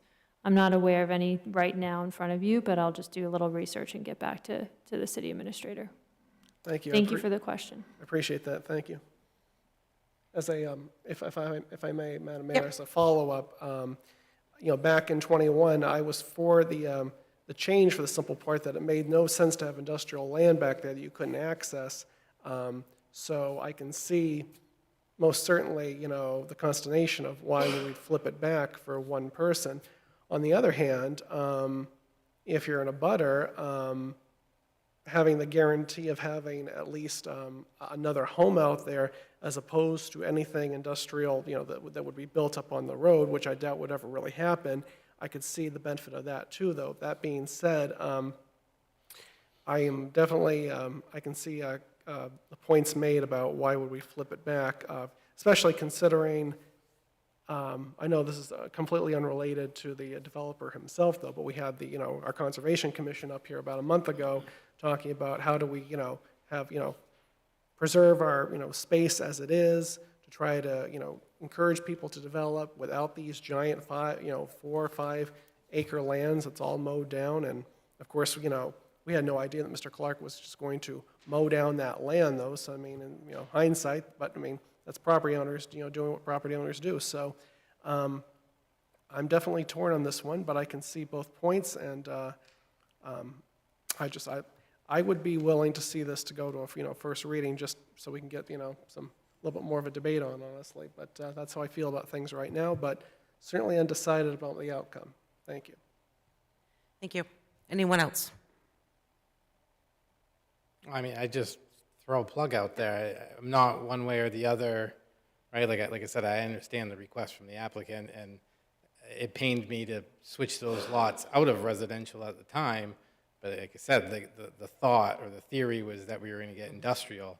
And I mean, far greater question for just me, but is that the use we still want there? Like, until we figure out what we want there, this probably will continue to creep up, right? I mean, we've got significant acreage. I don't have the answer. I don't. I think we really need to kind of take that a better look. You know, again, policy makers, and say what we want there, which probably won't happen overnight. But I don't see how we get the type of development or growth we desire if we don't figure it out ourselves. And as much as, you know, like we've said, there's only so much land left. Well, to be honest, and I'm not saying I agreed with this at the time, but the city itself made it or accepted a policy that we weren't building any more industrial parks.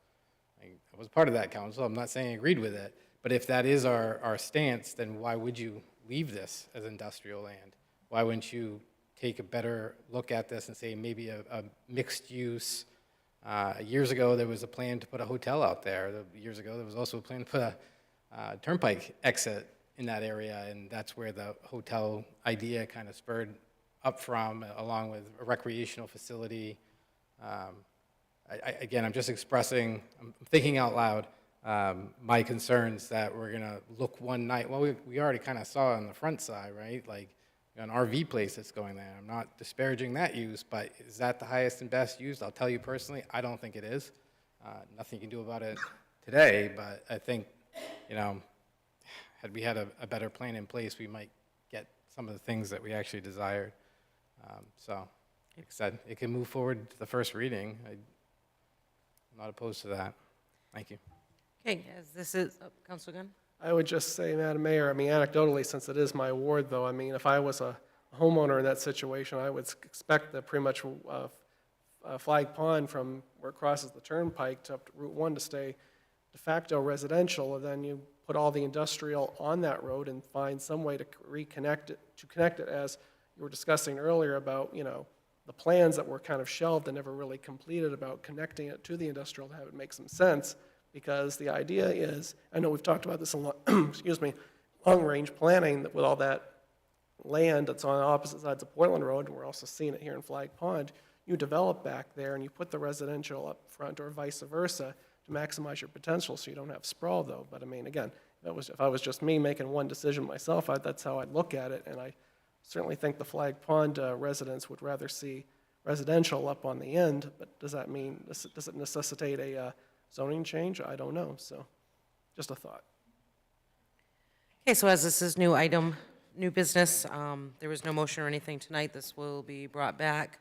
Councilor Hatch, you are currently assigned as the planning board liaison. Okay with that? Okay, great. Thank you. Thank you. Okay, the next item is item B, and that's a proposed Main Street banner permit policy and application. City Administrator Brahenko? Thank you, Your Honor. I'll ask Director Desjardins to come in and talk about this. It's something that is needed to have a good order to having these banners put up. Good evening. Good evening. I'm Tracy Desjardins, Director of Economic Development.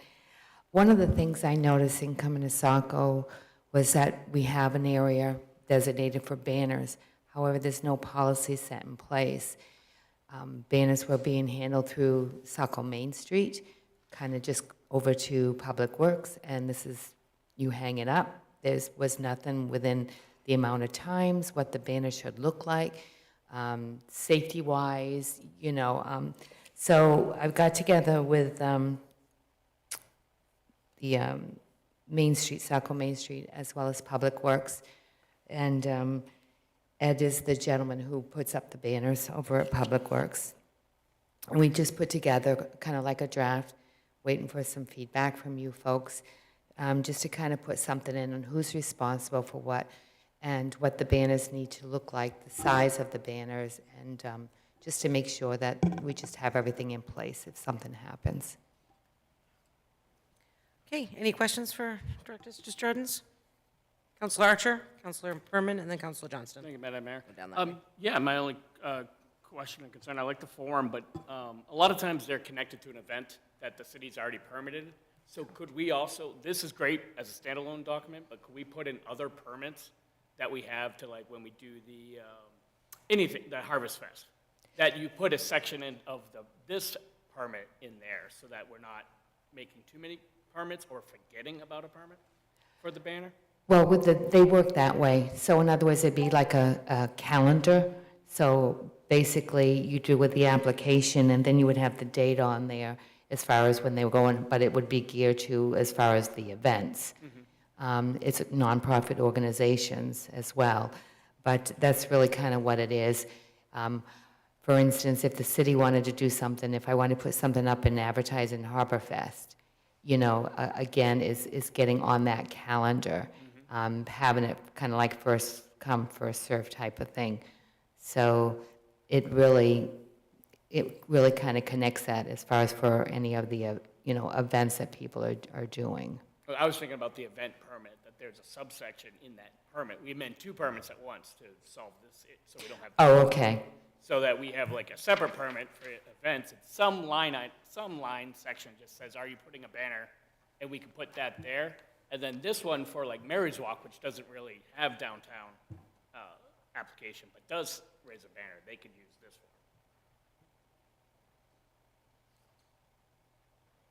one. All set, Councilor Archer? Yeah. Okay. Councilor Berman? Yeah, thank you. And I like the idea, I like the concept. I think it's really appropriate. I guess it just is an ignorant question, but we're targeting nonprofit organizations here, and we're also asking for reasons I absolutely understand, but that they're covered by $1 million in general liability insurance and a $2 million general aggregate insurance. And I'm wondering if that's something that's available to most nonprofits, and if that's going to price some people out. I'm just unfamiliar with how available that insurance is, how many nonprofits have it, and whether it's accessible to them. It's one of those things that you usually, this is kind of a template that I did in Lisbon, and there was never a problem as far as with the nonprofits having that. It's usually just a certificate of liability insurance, which is what they have to provide anyways to the city. We could double check as far as to see what the city has in place as far as for the dollar, you know, amount to make sure that they have that covered, and it would just be the same as what they would have to do anyways. Because if they come in and do a permit to do a banner or anything else, they have to already provide that certificate of liability insurance for the city. Okay, even if they're not hosting an event downtown, if they, just for the banner itself, that's what I'm saying, it's just. If they want a banner hung up, yes, it's because the city becomes liable for that. If the banner comes down, hits a vehicle, hits a person, and also you're putting the city employee up on a cherry picker or whatever to post the banner, so there's all of those risks. So it just covers, because the idea of that is having it to list the city as an additional insurer. Your Honor? Yeah, Yes. I just, I've done, these all the time with nonprofits, and typically they don't have any issue. And if they have an issue, what we try to do is work with the nonprofit to try to find another avenue that they can get that insurance from. So it really. It's not really a hurdle. Yeah, it really isn't a big hurdle for them. Thank you. To buy a one-time policy is usually not that expensive. Counselor Johnston? Thank you. I appreciate the explanation. It sounds like, I guess, the current practice is, for lack of a better term, somewhat chaotic. And given the fact that I like order, I appreciate someone recognizing that we needed a policy. I do have a couple questions. And so the first thing that stuck out, and perhaps this is the current practice, and like I said, I drive under those banners and don't give much thought to them outside of what's on them, right? Like they get up there magically often. But if we're charging, it looks like we're charging $100. Number one, I guess, for council, should we be charging if we're targeting nonprofits? Like I said, maybe we currently do, I don't know. But likewise, if we're going to charge, why wouldn't we open the opportunity for any business that wanted to advertise? Just a thought. I'm not saying it's right or wrong. I'm just saying, if you're going to charge at all, is there an opportunity for others, essentially like a sponsorship rights for something weekly? So there's that, and if I may, the other thought behind that is, so if we determine that's not acceptable for whatever reason, could we still open it to a business that's not a nonprofit, but it's a business that is doing an event for a nonprofit, if that makes sense? So if I'm a restaurant, but I'm holding, some nonprofit fundraiser at my restaurant for a veterans group, would that be allowed, even though they're not a nonprofit? And then I guess my other question is, how are we defining a community event? I think community event, I think of what Saco Main Street puts on, but the Dyer Library also holds like the Festival of Lights, but that's a pay for. Is that a community event, or is that that's only open to people that pay, right? No, I mean, that one. You have to buy a ticket, right? I think you mean the essentially Festival of Trees, pardon my. The Festival of Trees. Donation. Yeah. My point is, Yeah, I know how what you we're mean, though. defining community event. So to answer your question, when it gets into the commercial, this is not something you want to open up commercially. You also have to look at the sign ordinances, because you can't have banners or signs or anything that is not on the property of the business.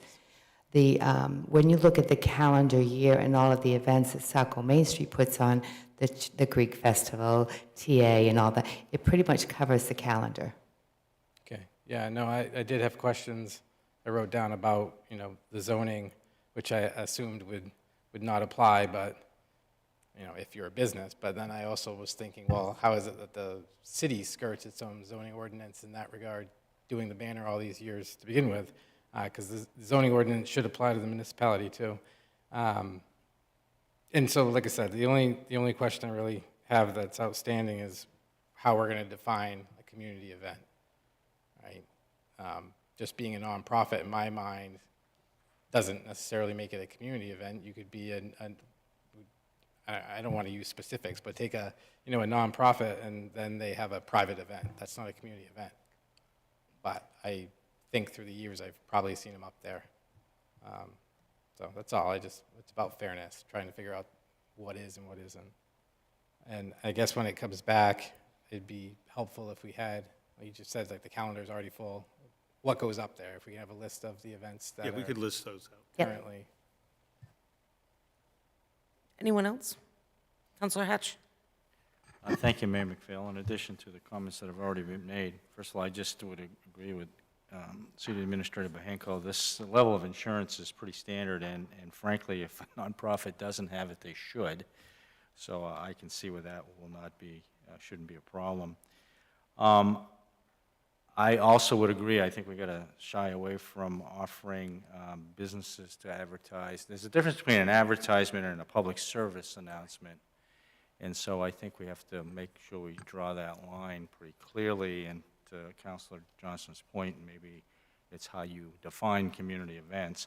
The only other thing I'd like to add is a little bit, potentially a little bit more clarity in terms of what can go on these signs, and I don't want to deprive public speech, but you know, you say in section 7 that approved artwork.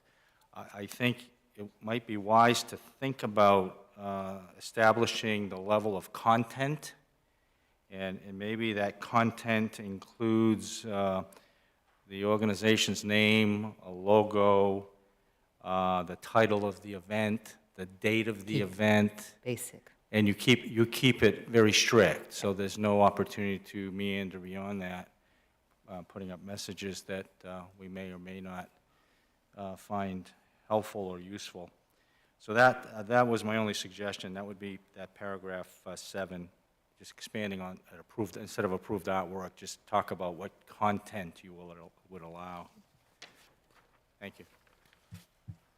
Thank you. Anyone else? Councilor Johnston? Just going back to the fee, if in fact we're going to keep this, which I'm totally fine with, I just threw out the concept of a business because I could see that once you start charging, I can see how other people would say, well, why can't I be up there? But if we're highlighting specific nonprofits, I mean, I think we all have a relative good idea of the current ones. Why are we charging them at all then? So are we going to charge Thornton Academy to put Congratulations Seniors above Main Street every year like they do? I don't know. To me, it's like if the focus is nonprofit, why wouldn't we just support them as we have? Sure. I mean, when we bring it back, we can leave that blank and council can make that decision. I mean, I don't disagree with you. I mean. Yeah, I'm curious, if we're not charging now, and maybe we are, maybe we have been, why would we be charging? The city does not charge. It was more or less, fee was very nominal. It doesn't even cover, but it was something at least to help because the taxpayer does pay for the employee to come out, put the banner up, take it down. The bucket user that they use it, so it's the gas, it's the wear and tear on that. So every time a banner gets up, it is a cost. So we kept it at a very nominal fee that could be, you know, something that nonprofits could do with. Angie had no problem as far as with the fee. And if council says, well, we can, if somebody comes in that nonprofit group and maybe they don't have the funds, then it can be at the administration level that those fees can be waived. But it was more of just to say, look, you know, this is an expense to the city, is an expense to the taxpayer, and this certainly doesn't cover the cost for everything. It was just kind of given a little nominal fee to basically help offset that cost a little bit. But again, that's certainly up to council. If council decides they don't want to charge anything, you certainly can do that. This is very much so a draft. I just need your input on what you would like me to come back with. One of the concerns I have is 7 days.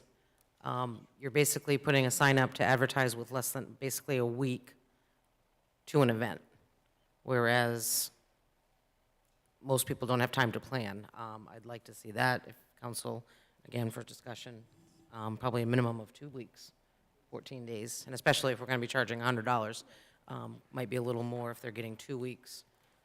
I think I had it originally that it was usually 14 days where you get. Yeah, this one says 7. Okay. It will be approved for no longer than 7 days, item 2. And the $100 fee for up to 7 days. Okay.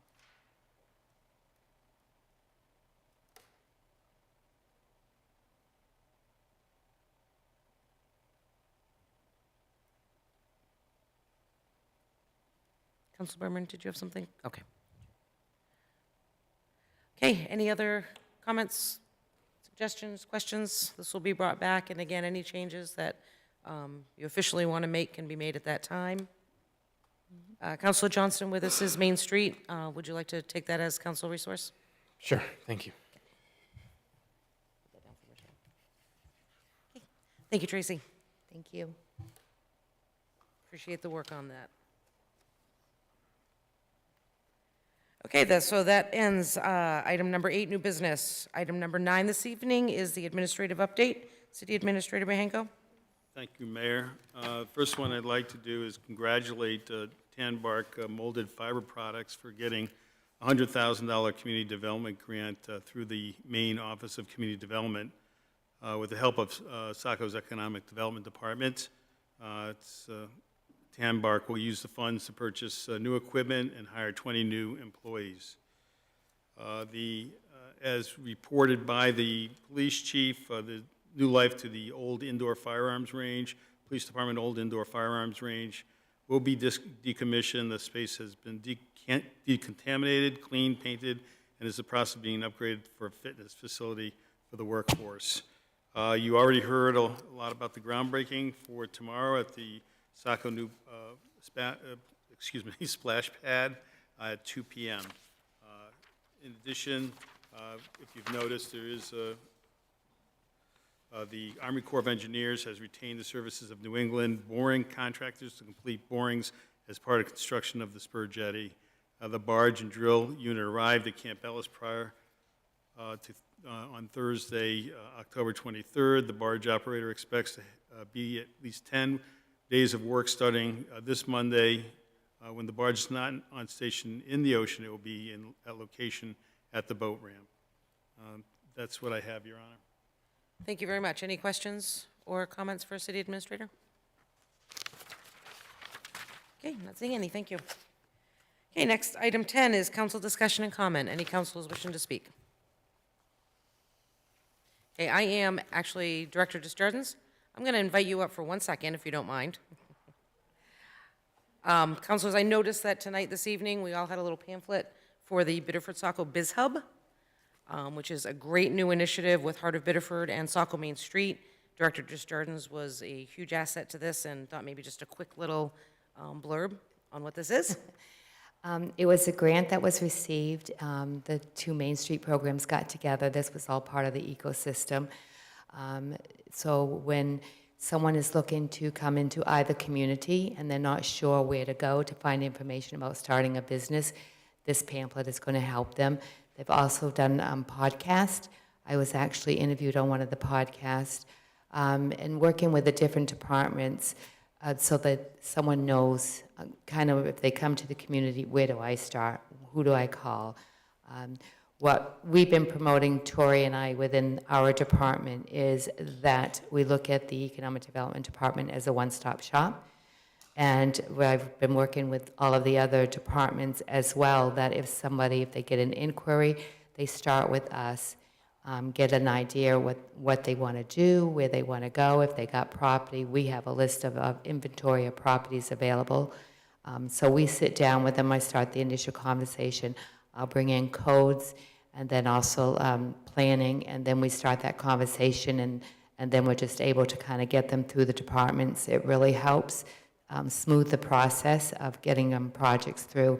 And also it doesn't inundate those that are looking at the encumbrance as far as in trying to open up a business in Saco. We're also able to go over our grant programs with them, and we've had much success as far as people really taking advantage of that program. So this is just an addition to that, and there's actually a website as well. So I encourage you all to check it out. Great. Thank you, guys. Yep. So any new businesses coming in, small businesses, this is a great first step resource for them. Okay. Madam Mayor? Yes. I do have something that just came into my mind as I was sitting here. Again, going back to zoning ordinances and policies, I think I've brought it up previously. Again, I go back to you, Councillor Hatch. You've heard me say this. And obviously, we have election upon us. Hopefully, that'll be done with, and all those signs will go away. And I bring that up because years ago, we had a sign ordinance that regulated those signs. It doesn't really matter how we feel about them. I think any elected official has, unfortunately, had to utilize them at times. But the prior ordinance was very specific to where they could and could not be. And it has created a problem for the school department because now we have political signs, some of which that have been defaced with inappropriate language, and school staff don't dare touch it because state laws, you can't touch a sign. So it's just something I want to bring back in the new year is, again, bringing back the section of the sign ordinance that I think was inadvertently deleted. We're kind of seeing it in real time. Additionally, you can look at Eastman Park, our veteran park, and it's plastered full of political signs, which, again, we had a very defined ordinance before that forbid that. I find it disrespectful as a veteran. I'll say that personally. So I just letting everybody know that that is a plan of mine. Thank you. Thank you. Councilor Gunn? As a follow-up, I would just say, remind the public that unless I'm mistaken, I believe absentee voting, no excuse absentee voting goes through Thursday, regular time here at Saco City Hall. And I believe the last two even-year elections, Saco set the record for best turnout in York County in terms of, I believe it was 72% for gubernatorial. I want to say 74 for the last presidential. So let's keep Saco's winning record of having the most informed and engaged citizens going. No excuse not to vote. Show up, let your voice be heard. Thank you. Anyone else? Okay, not seeing anybody. That takes us to item 11, and that is adjournment. Is there a motion to adjourn? So moved. Motion made by Councilor Hatch. Is there a second? Second. Second by Councilor Gunn. Roll call vote. Councilor Archer? Aye. Councilor Parks? Yes. Councilor Gunn? Yes. Councilor Berman? Yes. Councilor Hatch? Yes. Councilor Hewitt? Yes. And Councilor Johnston. Yes. Motion to adjourn passes 7-0 at 8:36. Thanks, everyone, and have a good night.